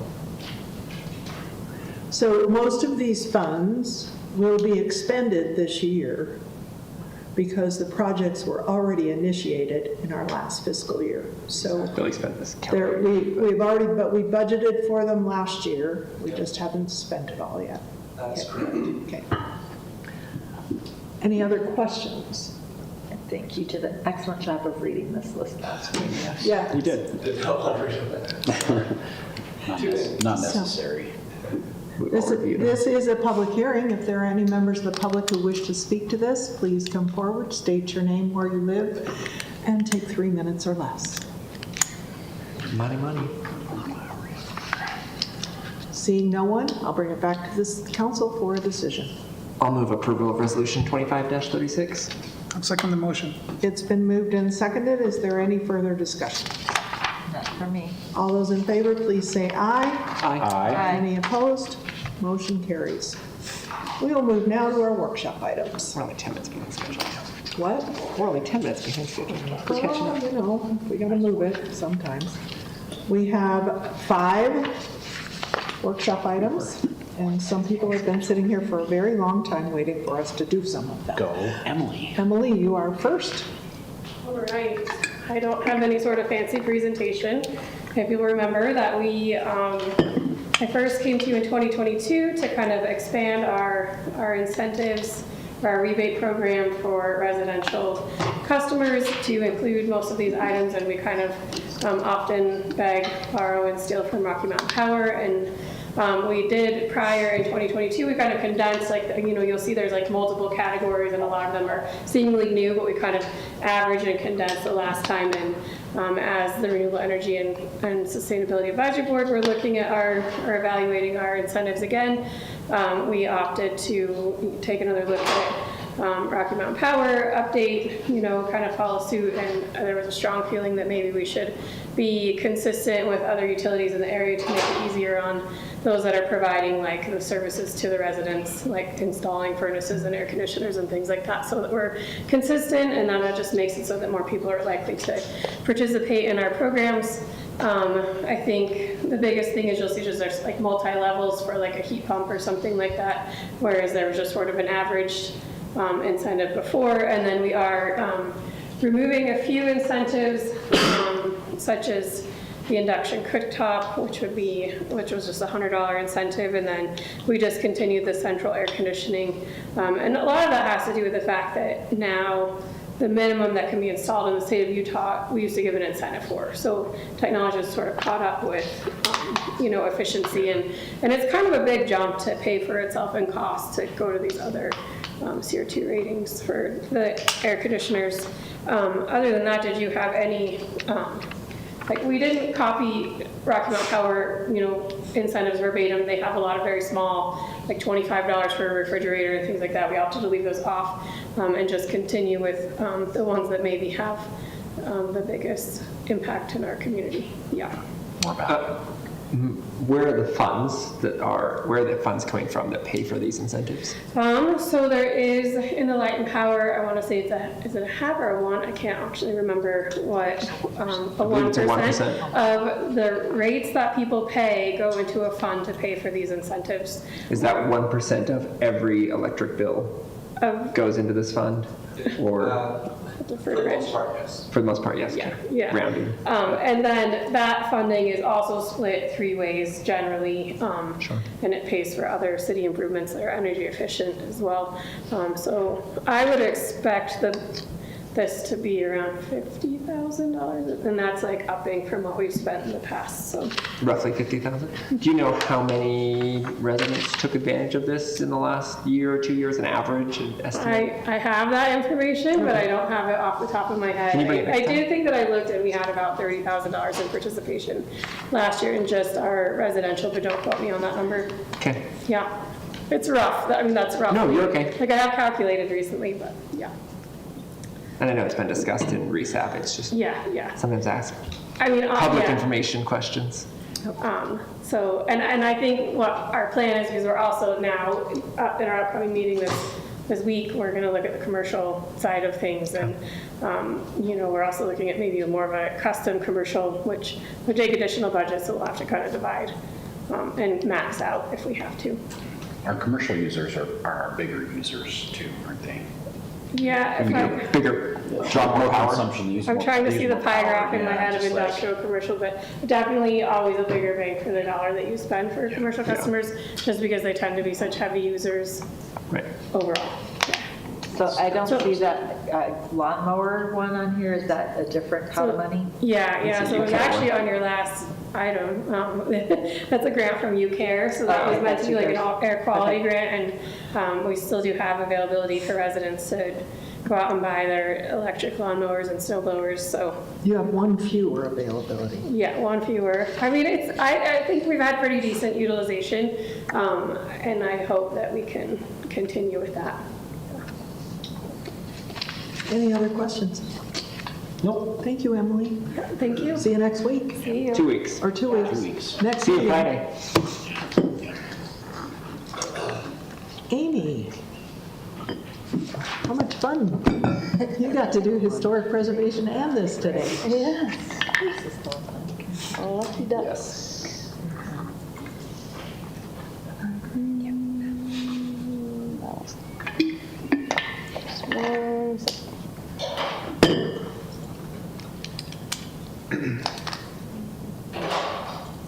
Carry-out pizza sounds really good right now. Nice, cheesy pizza. My gosh. I pay attention when we're talking about things. Afterwards. Let's go for it. Take a break for you to get a snack. No, we'll survive. The jokes get worse the hungrier I get. Go, Amy. All right, thank you. I have ordinance 2514 for a rezone for Sierra Meadows. So it is about a 20-acre lot near the landfill and north of the Sugar Creek subdivision. Near the outdoor recreation complex. The FLUP has it as detached residential. It is currently zoned NR4. Below it was the Sugar Creek subdivision that was changed to MR9 with the caveat that it was 5.8 dwelling units per acre. They just wanted different land sizes and different Lot size. lot sizes, yeah, lot sizes and densities and stuff. So it didn't do the 9 units per acre like it was zoned for, but, so this is the proposed that it's NR6 instead of NR4 right there. Closer picture. Here is the landfill project, I guess. Call it the Logan Outdoor Recreation Complex. We're working on branding. Logan Outdoor Recreation Complex. Working on branding. Not the landfill project. As much as I love calling it landfill. Love the Lork. The Lord.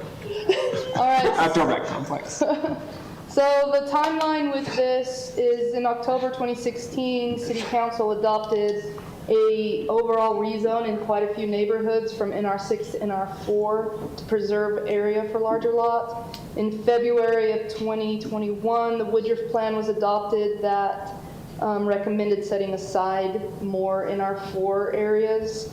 And then in May of 2023 is when City Council passed the rezone for the Sugar Creek subdivision from NR4 to MR9, but keeping it at about 6 dwelling units per acre. During the public meeting for the Planning Commission, there were 2 public comments that one was concerned about infrastructure for development and more schools, and another was concerned about the amount of water that pools on that property and goes to their land. And then in the end, the Planning Commission recommended denial, 4 recommended, 4 to 0. And the major concern was that there was no planned development submitted with it, so it was kind of just a blank slate in NR4 to NR6. Plus, they were very respectful of the Woodruff neighborhood plan, Yes. having just been completed and requesting that that land remain NR4. I think that was one of the critical pieces of their conversation. Yes. But the community development did recommend approval, correct? We did. Oh, yeah, community, sorry. Why? Because housing availability is what's really needed right now, so we felt like NR4 to NR6 isn't a huge jump. Yeah. You're still single family detached. Yep. Just Smaller little lots, smaller lots. which, So Amy, if you can go back to the other slide, where is NR4 now? so NR4 is just right, All the way around it? except for, so all of this down here is MR9, and then this whole rectangle here is NR4. And I think we should clarify though that NR4, the rectangle, is technically zoned NR4, but it's built out at, it was originally built out as what? It's about half and 2A? half. There's some NR4 lots, and there's a The lot vast of majority NR6 are well lots. over half an acre though. Yeah. I mean, there's a lot of close to 1 acre lots in there. So it's about half and half NR4 and NR6 before it was put to NR4. Yeah. So it's a pretty good mix, and that's one reason staff recommended approval is because it's already a pretty good mix of NR4 and NR6. And were there public comments against the rezone? Only the 2 that came to Planning Commission, one about infrastructure and schools and the other about the water going onto their property. But nothing since then. And since then, there have not been. Any other questions? So the NR. I will say I have, sorry, do you want to go? Okay, so the MR6 parcel, there's a yellow line. Is that a different parcel to the left there of that? That's county. Yep, right here is county. No, next to the MR9 in the bottom, there's like a. Here? There's a yellow line that's running through the zone that's marked MR. Oh, those are right, parcels. yeah, right. That's a property line. So there's a separate parcel right there. Yeah. It's part of Sugar Creek, but it is technically. Yeah, but it's all the same. So that's zoned MR9 with that, with the restriction that it can't Yep. be greater than, okay. That whole piece is? From here. Yeah, all the way to And I that think dark maybe yellow. this included- So the road on 1400 West to Oak Brook Road is all Sugar Creek, basically, except for that little pre-built cul-de-sac on 500 South. It's kind of hard to see the different colors. But you can because they're so similar. that whole section's all MR9. From here, this is the Sugar Creek boundaries. And it's all MR9. Okay, so even though that yellow line is there, that's not separate, that's. Well, it's a parcel line, but it's all still Sugar Creek. Okay, so it's all I think that's their MR9. phase 4. Yes, it's Sugar Creek. That's their phase 4 or 3 that they'll build last. And they do have a wetland designation area in this area that'll all be like open space, but And they do have stubs. This yeah, will be built I'd say out everything's and all, like if you walk through this field, there's a road here already and it's all stubbed with sewer and water. That's why we gave them the MR9 is because there's such a big portion of wetland on it. Yeah.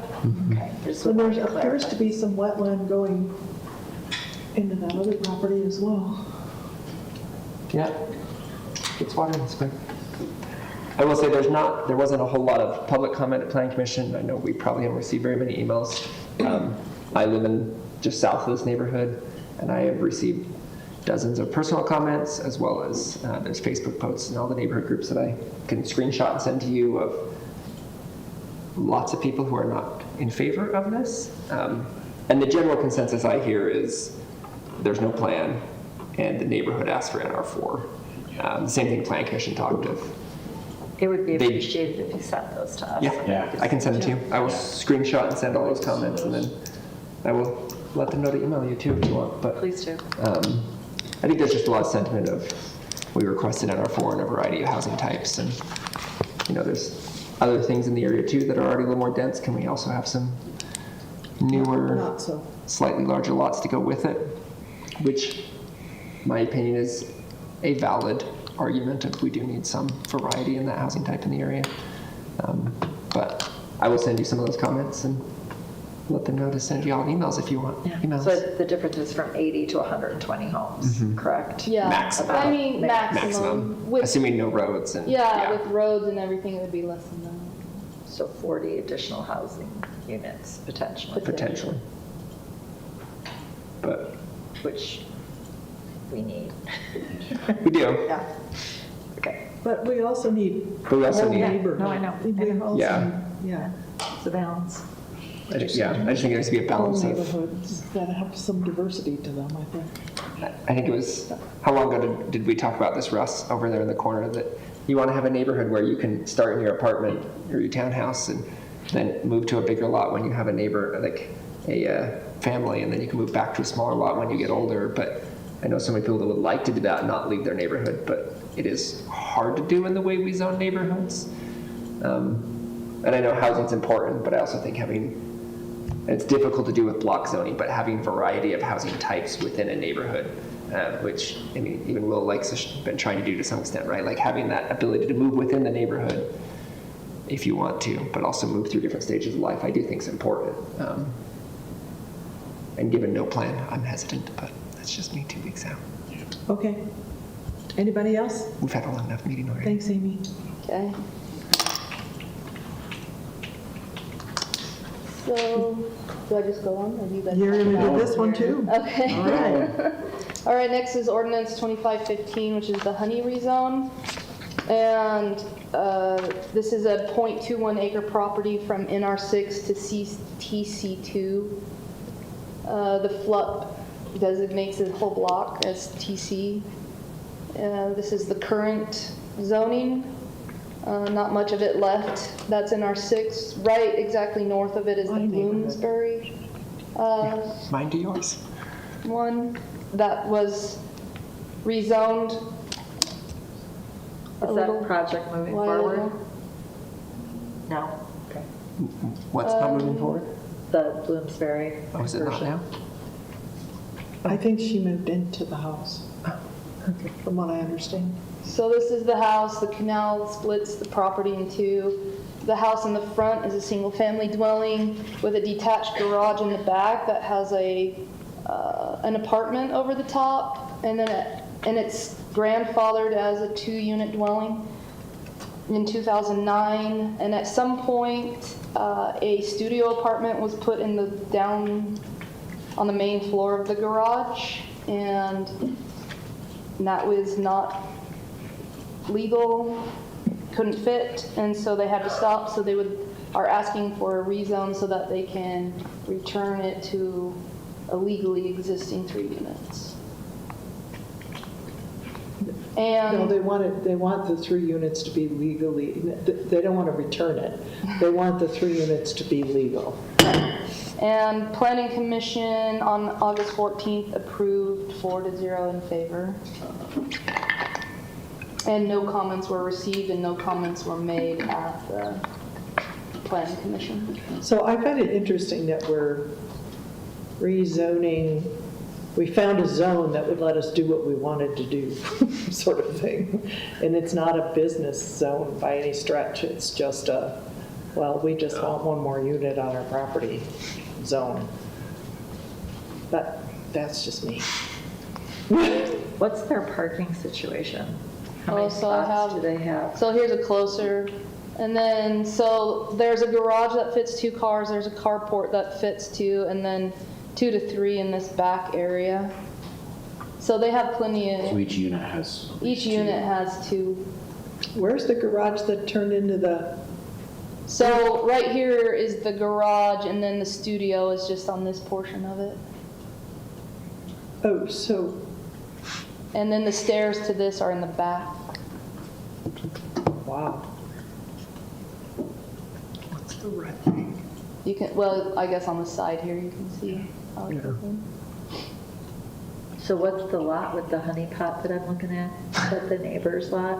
Is that Where? a view That's from just the their neighbor's restaurant. lot? Oh, this right here? Yeah. So that's like the dentist's office, kind of, Okay, so that, it's a view from the neighbor's lot. yeah. Okay. yeah. There's all of this to the west is commercial. Yeah, it's the big chip dental I guess you can office. see it better here. Yeah, Yeah. and they're developing that. TC2. They're developing that one lot now as well. Commercial buildings, TC2. This long skinny one? Zone. That's where the house fire was, right? Which one was the house fire? That was over on 100. No, Oh, that was on one. that's another Okay, block. sorry. This They built a hillside. house there. Yeah.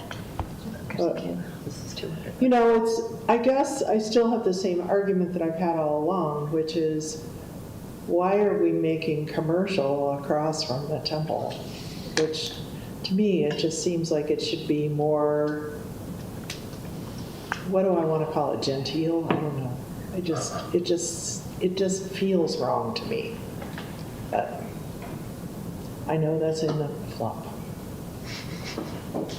So were the party, once this plot is zoned TC2, to raise the existing structures, what could go in there? So up to 6 units could go on there. With commercial on the first With- floor, TC2? Does TC2 have to have commercial on the first floor? No, I don't. No, it can be more than that. There'd be more units than. I mean, I know Russ is shaking his I head know from I the should corner. know this, but I know, I'm I just don't- not remembering it right now. Commercial and residential. What was that? Both commercial and residential. So it can be either or both, In TC2? and Okay. it can go up to how high? It's like 37, isn't it? 3 stories. It will have 45 a feet. transition. Since the temple is zoned NR6, it would be 35 feet height transition and then up. Up to 45 So feet. maybe 3 stories at the max.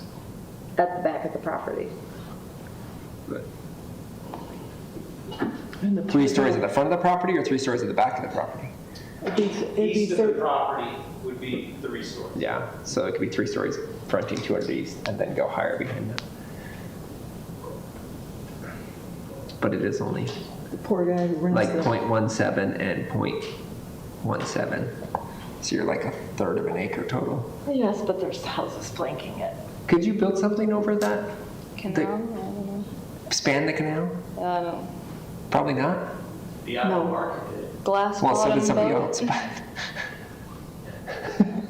But you couldn't really. I don't think you can, because you have to have a 15-foot setback from the canal edge. Where's So- that pizza? So there would be an. But it's not like awkward- they could like build a 3-story building that went over the whole. But the awkward bit would be the fact that you could build X in the front part and Y in the second part with your The 15-foot sky setback. bridge.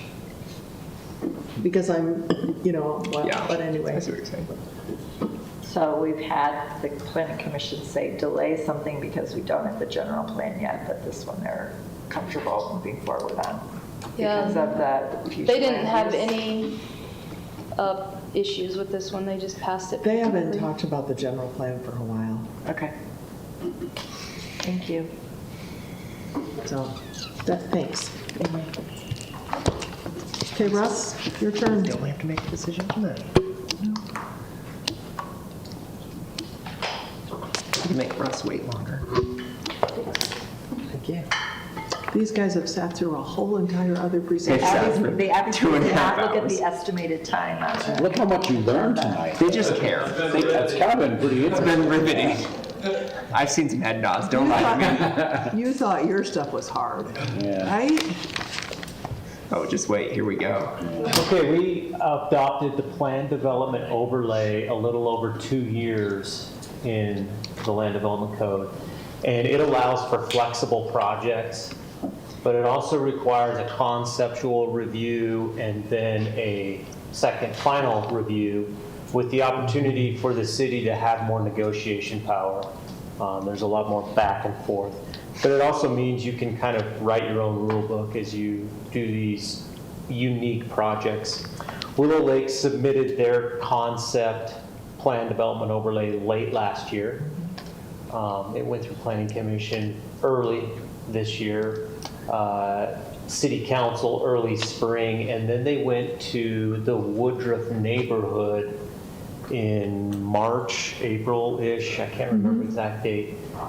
And for the most part, they got pretty good feedback. There were some questions, concerns about parts of their project, but overall, I think they received good feedback from all three bodies. Then they went to their HOA, and the HOA said, no, we do not like the 4-story condos. I love the condos. Get rid of the condos. And so they kind of went back to the drawing board. They talked to me. I don't know if it was good advice or not, but since they didn't have plans for that area, I questioned whether they should move on with the PDO because it requires drawings and plans, and they just weren't sure what they were going to do with that central area. And so they went to Planning Commission with just a rezone to MR12, and Planning Commission didn't like that at all. They wanted to go back to the PDO, but they weren't really ready to produce design review documents. And so Planning Commission said, don't waste your time on the rezone, come back with the PDO, and we'll condition it in a way where you have future design review permit requirements. So you can finalize those designs at the next step. Now, that's not exactly how the PDO process is laid out in the code, but that's how Planning Commission wanted to move forward, and so that's how we're moving it forward to this body. Just to give you some background information. So can they change the rules like that? They didn't change the rules. They maybe changed the process, or I'm just making sure that they're. Yeah, the code has not changed at all. So the code is the exact same. But that's just the background, okay? So let me go through the project and then we'll move forward. They have since done some more information on these kind of central pieces where the condos were. So we do know a lot more at this point. When they first came back to the Planning Commission, they didn't know as much. So I think everybody knows where Willow Lakes is. It's in the Woodruff neighborhood off 10th West and about 11th South. They've been constructing the lakes now for a couple years. This was, I remember this project because this was our first virtual meeting in COVID. And so this was the first Oh my God, project I'm that we getting approved. PTSD right now. I know. That was very awkward, but it's a 5-phase subdivision, and 4 phases are now platted. And here is the layout. They have a large lake that they call Big Wake Tube, so that's where most of the boating activities occur. And then the smaller lake on the east is called Slalom Lake, and that is just for slalom skiing. And then homes surround both lakes. The bottom right is that large kind of wetland preserve area. There were endangered species found there. And so that was actually altered and they pulled back. They had some lots approved there originally and they pulled those back. But what was never finalized was phase 5. They've always been very transparent and open, saying, hey, phase 5, we want to do something a little bit different. We just don't know what. We'll come back later. And that's when they showed up late last year. So phase 5, sorry, let me go back to the area is zoned NR6. There is some NR4 to the north, but there's a lot of unincorporated county around this. Essentially on 3 sides is still unincorporated. To the southeast, you have some industrial. That's where Icon is, and a little bit of commercial along the highway. The long-range plan, and again, this is being updated. The FLUP calls DR/DX, and DR just means single-family residential, And the DX just means there's probably more critical lands in this area, i.e. the rivers, the wetlands. And so that's the only difference between DX and then the standard DR, but it calls out for single-family residential. The Woodruff plan calls out for single-family residential. We actually specifically looked at some of these annex areas and pitched the idea of what about like some commercial nodes out here, some neighborhood commercial, maybe to reduce your distance to services. And most of the folks said, no, we don't like that. We want kind of lower density, lower intensity type developments. The one thing that the plan does recommend is some nodal commercial surrounding the new traffic lights. 3,200 is installed, 2,600 is not installed yet. So that's the Woodruff plan. So essentially, phase 5 is 4 parcels and 5 land use areas, and those are represented here with the 5 red stars. Here's a recent photograph of filling up the lakes. There's about a half dozen homes that have been either permitted or constructed. The one that you see there that's kind of on the left, it's really dark. That one's pretty much completed. Did you take that on like a 2002 digital camera? Actually, like like what in the world camera did you use? Not to like go on a tangent. Stole this from one of the applicants that posted it. What are you guys using? You got like a Motorola flip phone? Oh my gosh. Okay. This is like my I'm sorry, it doesn't meet your high standards. Those blacks are so crushed. I cannot. They did not hire professional. I know someone was kidding. Sorry. Keep going, Russ. Again, here's the phasing plan. They have platted 4 of the phases, and most of the homes are in phase 1 and 2. And so here's a close-up of phase 5 now. And so you probably don't remember, but this area over here essentially stays the same in what we reviewed about 8 months ago. This area stays the same, but it's this central area that's now changed. And so what they're proposing in area 3 and 4 is more single-family detached on the north side of Slalom Lake, and then up to 5 mansion homes. And a mansion home is a multi-family, likely a triplex or a fourplex, but it's designed in a way that it looks like one big house. There are some of those on the west side of Sam's Club. We approved those years Exactly, ago. Yep. Great example. So the far west is still the clubhouse and the Airbnbs.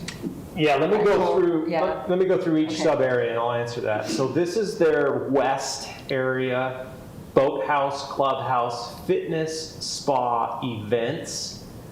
It's commercial land use, so that means it's going to be available to the public, not just the residents of the community.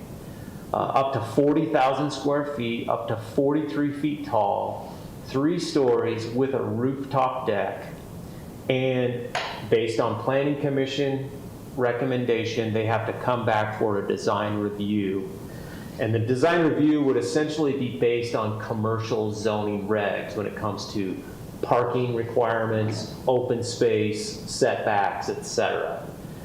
But the building square footage and height and all that would be allowed. Because this is all we really have from a design standpoint, which kind of looks cool, but this doesn't meet our design review requirements. You're supposed to have colored elevations, you're supposed to have a surveyed site plan with dimensions, so you have a really good idea of what the development's going to look like.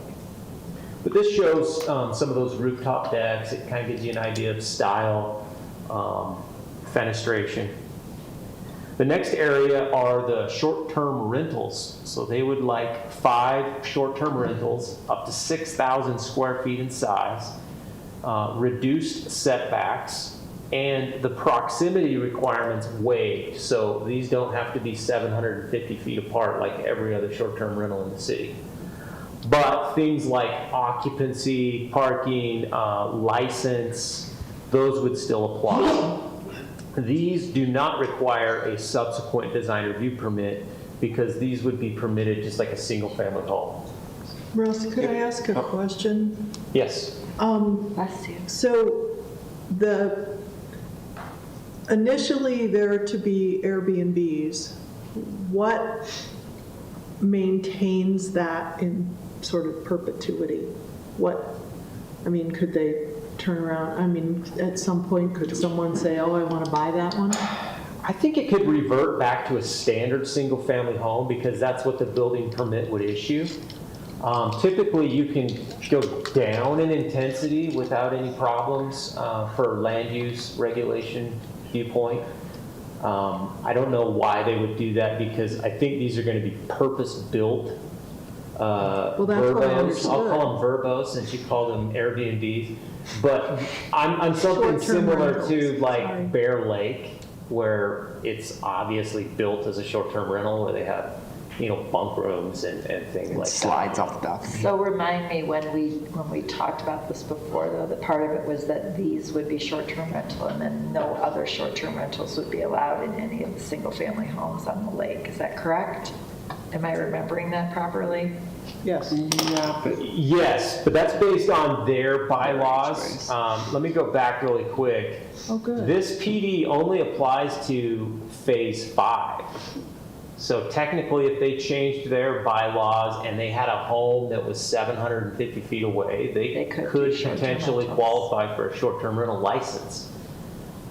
Which would give them the west half of their big lake-ish would allow them, give or take. No, not the Yeah. whole west half. Well, yeah. They have to be 750. Well, yeah, but one could show up on the west half somewhere. Yeah. Okay. But it would, I'm looking at the parcel viewer here with the measuring tool, and it would exclude the middle 70% of their development, just with these ones. Okay. Yeah. So like, you could have another one or two show up, But that would be it. assuming they were permitted, but, Okay, so here's some Yeah, so they home could have designs for the short-term rentals. Area 3. Wait, can I go back to the short-term rentals really quick? Yes. I was at the planning commission, correct me if I'm wrong, those setbacks, they went to like you've got them on there, the 25 and 10, that's the setbacks. That's Correct. close to what an NR6 setback is? Yes, so Is that what they- 25 is the standard front, they would like 20, so that's a 5-foot Yeah. reduction. 8 is the standard size, they would like 5, so that's a 3-foot And that's reduction. 5 to the lot or 5 to the next building? Lot. Yeah, so you'd have 10 between buildings minimum. Okay. And then the 10 is standard. Yeah, okay, that's what I thought. I thought they were close, but thank you. Any other questions on short-term rental? No. Okay, moving on to the central area, 11 single-family lots on the left, and those would just come in for a building permit. It would also require a subdivision permit, because right now it's only 4 parcels if they want to subdivide it further. Can I interrupt? That would be just a planning commission permit, yes. Those 11 single-family lots are just NR6 plat, right? Correct. Yeah. Standard setbacks, Standard NR6. standard heights. But they would be Nothing NR6 special density about for those these. 11. Yeah. Okay, thank you. And then on the right side or east are the mansion homes, and these are generic footprints. They weren't ready to actually show footprints, but they were willing to cap the units at 4 units per building, 5 total buildings. And then this would be required to come back for design review with a site plan and colored elevations. And this area would be based on the MR9 standards. Can we specify that they have to meet the setbacks of the single family? To the west of Since it? this is PD overlay, yes. Because, yeah, I would feel uncomfortable having it closer to the road because I don't know, I just feel like it should maintain that same setback. It would go from 25 to 15 in the MR9, so 15 a foot 10-foot setback. difference, yeah. And you want to keep it at NR6 setback, so keep it at 25 off the road. Any other questions on this area? And then the Does last that area, drastically change? I don't know. Can I? No. No, okay, sorry. I'm just curious how much that affects goals, but. They can I can write, ask they that can later. write to you. Send me an You email. ask that in 2 weeks. And they can write to you. Send me an email. That, Okay, Call this me is, the- this is the last area, assisted living. wanna This reach didn't change. last year. Wrong generation. 60 bed, 43 feet tall, 2 stories, design review permit required based on MR12. MR12 is the one multifamily zone that allows assisted living, or the lowest density. Here is kind of their So- schematic. So if it's MR12, with the overlay, it has to be the assisted living, correct?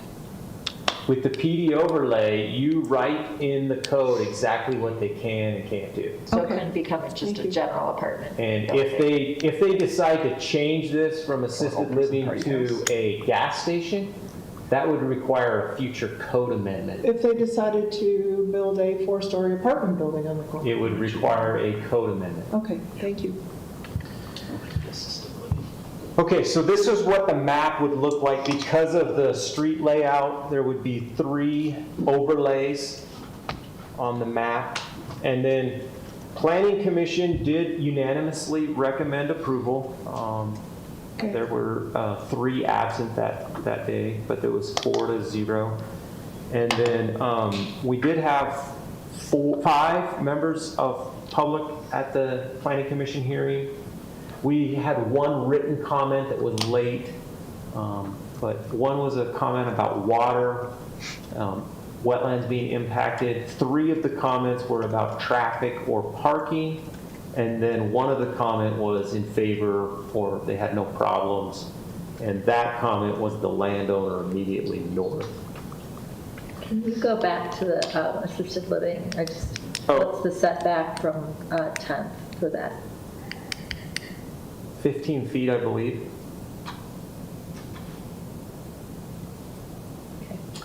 Again, this is not a dimensioned site plan. Right, but I'm asking what our Yeah, so it'd be setback 15 feet there at the, from 10. yeah, the minimum.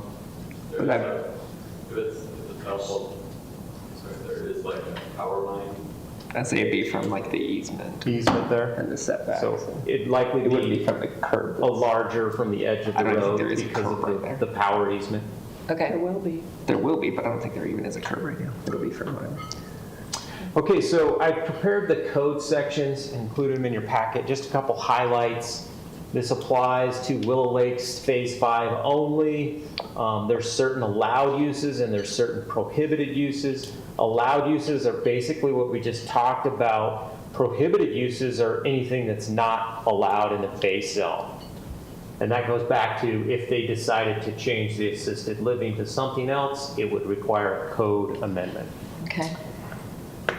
Building site requirements. So this is what I just summarized, but this section of code would need to be amended as per Commissioner Simmons' comment about front setback.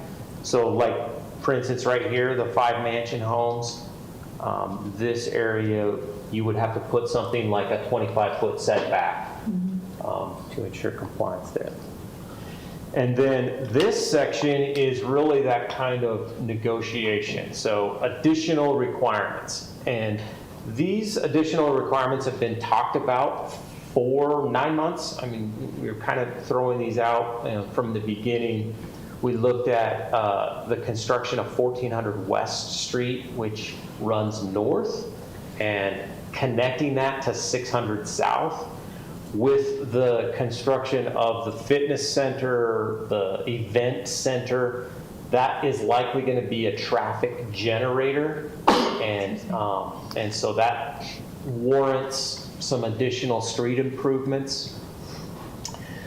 This street is a little bit tricky because ultimately it's classified as a major arterial. This is our western bypass in our 14th West. long-range transportation plan. However, none of it's really built out, and so does it make sense to build a section of arterial out to like 100 feet? Yeah, and with one of the main concerns being traffic speed, traffic calming, because the Planning Commission touched on that, and I'm going to get to that in just a second. I don't think it's feasible to just start with a 125-foot road. So this is based on it, It'd only be for what? and it's only 6 blocks long. and Yeah, dead I end. was gonna say. So it's Wow. essentially It's a good place to a test landing your zero to strip. 60 times. There would be even more You speeding. screw up, you got room. So I think a neighborhood cross-section is the better interim cross-section until that arterial is actually warranted and other sections are built, and so you can make the connection there. So. So do how you do require the right-of-way dedication? even though Exactly, they don't- that's the way it was used. So the right-of-way is already dedicated. And this In isn't the within city their sections, development. where it's not dedicated is in the county Yeah, I was sections. gonna say, the So- county is just to the north, so. Yeah, and I can go back to that. Well, this is between the county section. Go back to the map. Can I point? Yes, let me get the best photo here. We're talking about, so they've already paved to here. And we're talking about paving from here up to there. I'm not that tall. Up to 6 South, but the rest of that road. So they've already paved this lower section up to 900 South. And we're talking paving from there up to 600 South. This right-of-way is already. It's already dedicated, owned by and the city. it's already there. It's Is it 100 backyard. feet wide? It's close to 100 feet wide. I will say, so I, again, live in this neighborhood. There are a lot of concerns in the neighborhood about a commercial gym being routed through the neighborhood on 1360 and then down to 900 South and then onto 1400 West. Because currently, if you were to go north, you'd have to come out here and then up through the neighborhood and out, which is the current connection. And I think from what I've heard from the neighborhood, most people are not opposed to the gym or the development or the spa. What they're opposed to is Not 40,000 square foot traffic going through a neighborhood. Not completing And the your road. and your other road goes up 10th West, and I think a lot of people, if they're going north, probably will go up through the neighborhood rather than take a left on 10th because there's no light there. And there will never be a traffic light there. And there will never be a traffic light there. And they do have to. They already have the stub for a potential road in the future at like 1200 West, but who knows when that'll be built. And so I think that's a lot of what the neighborhood's discussed, and I know Willow Lakes, they've met with me multiple times about this, and they've been very easy to work with on the concerns, but I think the neighborhood would just like to see that road completed as part of this, if we're going to allow a gym, and then ideally some sort of traffic calming so that it's not almost a mile of 100-foot asphalt. Planning Commission recommended traffic calming measures. They did not specify what that meant.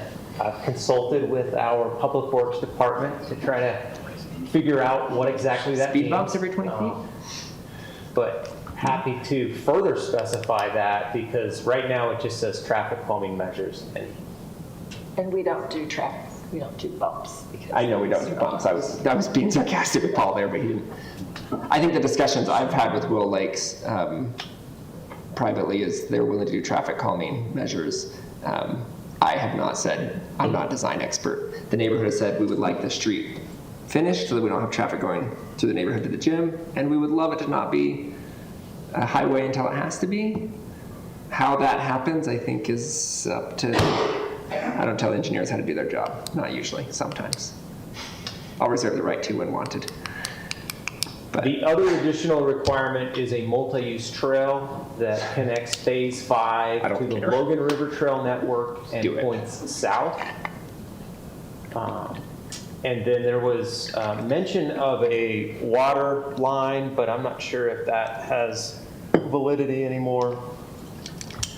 But those are the discussions or negotiations at this point. Can I clarify that? That trail is to connect from the development to the bridge at Trapper Park on the north side. Is that correct? Is that what we're looking at? Yeah. We're only looking at that first section, not the This is just for western. 5, this is just for the So if I can speak. Are you okay if he speaks? Do you want him to come up to the microphone? I'm sorry. Up to her. The chair. We can say it's no. the chair. That's why I asked Jeannie. So Do you want to save it for the public comment time? if you wouldn't mind, we'll save it for public comment. Good. Thank you. But it is just that section too. Okay, Perfect. stop. No, I just want to clarify what we're putting in here. So This is just a This is just workshop. for This 5. is just a workshop. I know. And it's I know. just for Phase 5. So I know. we can't dictate something for the trail outside of Phase 5. Yes, we can. Yes, Yes, we can. we Because can. the road is outside of Phase 5. 1400 West would be outside of Phase 5. But Yeah, we can you should dictate tie it things. to the impacts of the Of PDO. Phase 5. Yeah, because like that road is outside their development. It's not even inside their property. But the impacts of the gym, I think, are the reasons you push for the road. If it was all residential, I don't think it would matter that much personally. But That's everything I have. sorry, Are there I had lots of. Are there any other questions that anyone has? Mike has asked every question possible, so. I'm sorry. do you include the jumping? Would you like to jump in a map with me? I'm good. So when Planning Commission discussed this, I know they approved it 4-0, but was there any significant discussion on their part about things that may not have been articulated in the minutes as precisely? Well, they were a little bit sad that the condos were going away too. I love the condos. Their discussion focused on 1400 West and how to kind of calm that traffic. They were in support of the trail. And then they kind of looked at each sub area. They were the ones that reviewed that setback allowance for the short-term rentals. Okay. And then they really just wanted those design reviews in the future for the mansion homes? Yeah, for both the fitness center, the mansion homes, and the assisted living. Okay. Just But to not ensure the- that not those the would be short-term designed. rentals? Not the short-term rentals? No, because they're going to be permitted as a single-family home. And we don't require design review for single-family With the homes. exceptions on those setbacks? Right. And those are within your purview within the purview of doing single-family homes? If the code is adopted as shown here, yes. Okay. This code section would supersede. Okay. So in looking at that assisted living, are there different parking requirements for that compared to MR12? They're lower, aren't they? Yes, the parking is based on the use, not necessarily the zone. Okay. And assisted living is actually a really low parking standard. Even though staff has to park there? They talked about going above and beyond that. Okay. So. Got like visitors and staff, and that's about it. Vehicles. So if you could parse out the questions out of all that happened here. Can I add one more thing? Before you tell them to go home and do the homework. I'm sorry. I just know that we've discussed this, and I'm not seeing it on the code in here, that we've discussed some sort of pedestrian access along 14th as well. Can we discuss that? Well, we don't have to right now, but like. Pedestrian access meaning a sidewalk? It's listed here as being a neighborhood street, which includes sidewalk. Okay. Oh, is that what you're saying? The street shall be based on neighborhood spec? That would include some sort of. Yes. Pedestrian Okay, access. it's the cross sections we were looking at earlier 2 hours ago for Canyon Road. Sure. Okay. Thank you. That's 66 or 60. Yeah. Okay. Perfect. I'll shut up. Retaining Jeannie. walls. Yeah. I love retaining walls. So if you have questions, let us know. But I think that we sort of shared a little bit, and we'll do further in 2 weeks. Okay? Thank you. I appreciate it. Thanks for staying late. We'll move now to our last workshop item, budget consideration. Rich? 3 items to consider. The first is a $8,147 grant for the interlibrary loan program. We've done this several years in the past, although it is decreasing in amount. Request to appropriate $7,123 for a fire EMS grant from the state of Utah. And lastly, a request to appropriate $6,780 seized police equipment that will be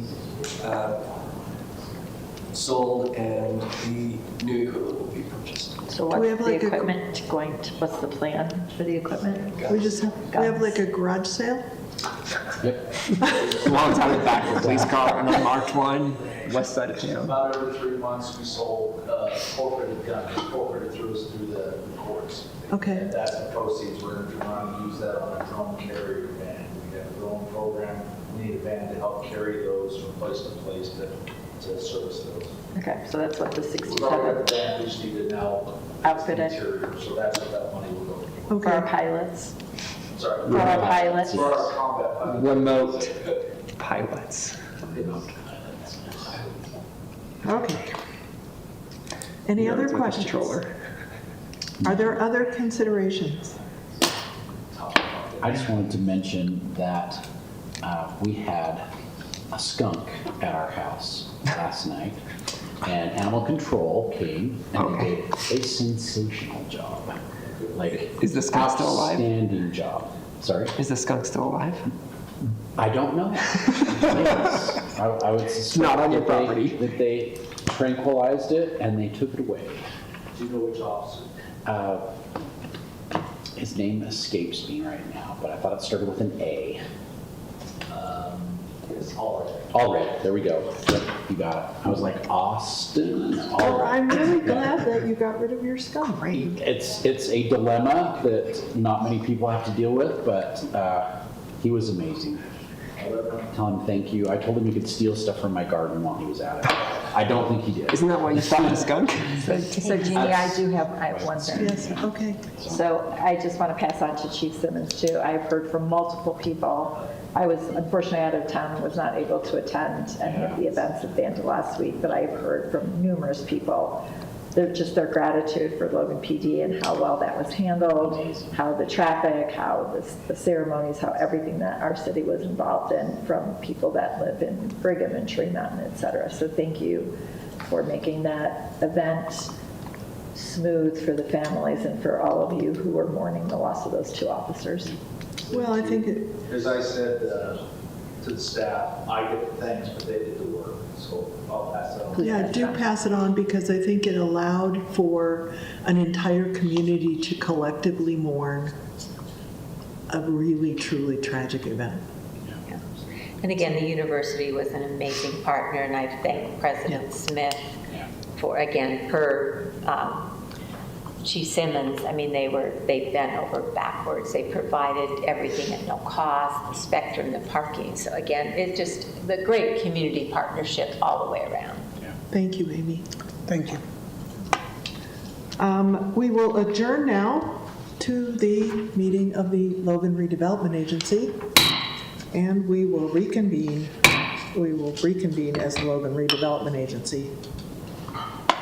We have one action item, which has a public hearing, just in case. Unspent Just for you. appropriations. Carry forward. Rich, would you like to, you want to take it away? You've been here all night. You can take it away. It doesn't matter. And we're 10 minutes early. I know, we somehow caught up. Let him take it away. Teresa knows what's up. Yep. She's really good at these. I'm happy to take it. There's nothing new from last time, but let's see, 1, 2, 3, 4 items there. The first one is related to the Northern Neighborhood Improvement Program that Neighborhood Housing Solutions manages. Just some projects that are in process and will be wrapped up in this current fiscal year that we're in now. The next item, $150,000. It's a development agreement that we have with a private developer / landowner. The contract matures in December of this year. Therefore, we've carried it forward in the event that they should exercise their options relative to that agreement. The third one is $150,000 that we have in our budget for the demolition of 315 North Main, the buildings that the city owns there, just north of the library. And then the last one, $115,000, also related to a development agreement in the South Main Community Reinvestment Project area. The developer has some other items required of them. Once they accomplish those, then they're eligible for the incentive payment. How much of that incentive is related to them building the housing? I'm sorry, I didn't How much of that incentive is related to them building the housing that they specified? Demolition related, right? No, not demolition. No, the housing, isn't this The related to original Adams Well? incentive amount was $2.5 million, which included commercial and residential. Right. And there was a time element associated with that incentive for performance on the residential. That was not met, so the incentive automatically reduced by, I guess, about 150,000. So the cap lowered, in other words. Okay, so But they have drawn the rest of it except for the 115? Is that the same? No. These are annual payments that will be made through the duration of the project area. Okay. And so disbursements, again, are made annually. This one is being held because there's certain trail requirements that the developer has to meet. They've, to cut right to it, they've got to dedicate a trail easement for a couple segments of the trail. Once that's done, then we'll release these funds. But since that hasn't been done yet, we get to carry forward into fiscal 26. Okay, thank you. You betcha. I figured, I didn't know where the housing still fit in that whole picture. Yep. So, thank you. Anybody have any other questions? Nope. This is a public hearing. If any members of the public would like to speak to this, please come forward. State your name, where you live, and take 3 minutes or less. Okay. We'll bring Seeing it a back. handshake from the one person in the Who room. wants to comment as a citizen? Paul stayed here for this whole thing. Paul Stanton and Wade. And T. Simmons. So, bring it back to the council for a decision. I would move adoption of Resolution 25-37 RDA. I'll second that. It's been moved and seconded. All those in favor, please say aye. Aye. Any opposed? Motion carries. We have one workshop item. And Rich, do you want to take it or you want Kurt to take it? You get to take this one too, the workshop. Okay, so this amount, the 500,000 is associated with the new signal that will be built at 1250 North, 200 East as part of the Cache Valley Marketplace development. And that's the RDA portion. Public Works also has a portion that they're paying or will be spending towards that signal. So that's what it's for. Okay. I have a question for Paul. No, just kidding. So I do want to say, at one point in time, we talked about sale and trade of property with regard to this corner. Yes, we did trade. And I did not realize when I questioned that the entire property where the Beehive Grill is also owned by the same individual. Right, so again, I think you were concerned about the use of the parking lot, but they clearly have a motivation to, keep parking for. Right, I did not realize, I thought it was owned by different individuals and that there could be a problem with the parking, so I do want to apologize. As far as your comments, so thank you. Are there any other issues? I have another consideration. Anyone else going to the Public Works Rodeo on Thursday? That Thursday. It's Thursday. Did anyone else register? No? I didn't even know about it. We You didn't can come know with about me. it. I'll share my lunch. I will be. Why didn't you out of tell town. us? All right. They sent emails. Do you read your emails? I didn't get an email. I didn't get you an email. I bet they sent it to amy.anderson@logan. I'll bet they haven't sent it to the people they want there then. I got it. I got like 2 or 3 of them. Oh my You God. gonna be there, Paul? Go home and eat. Are you gonna see my competition on the tractors again? Is that the technical term, tractors? Equipment?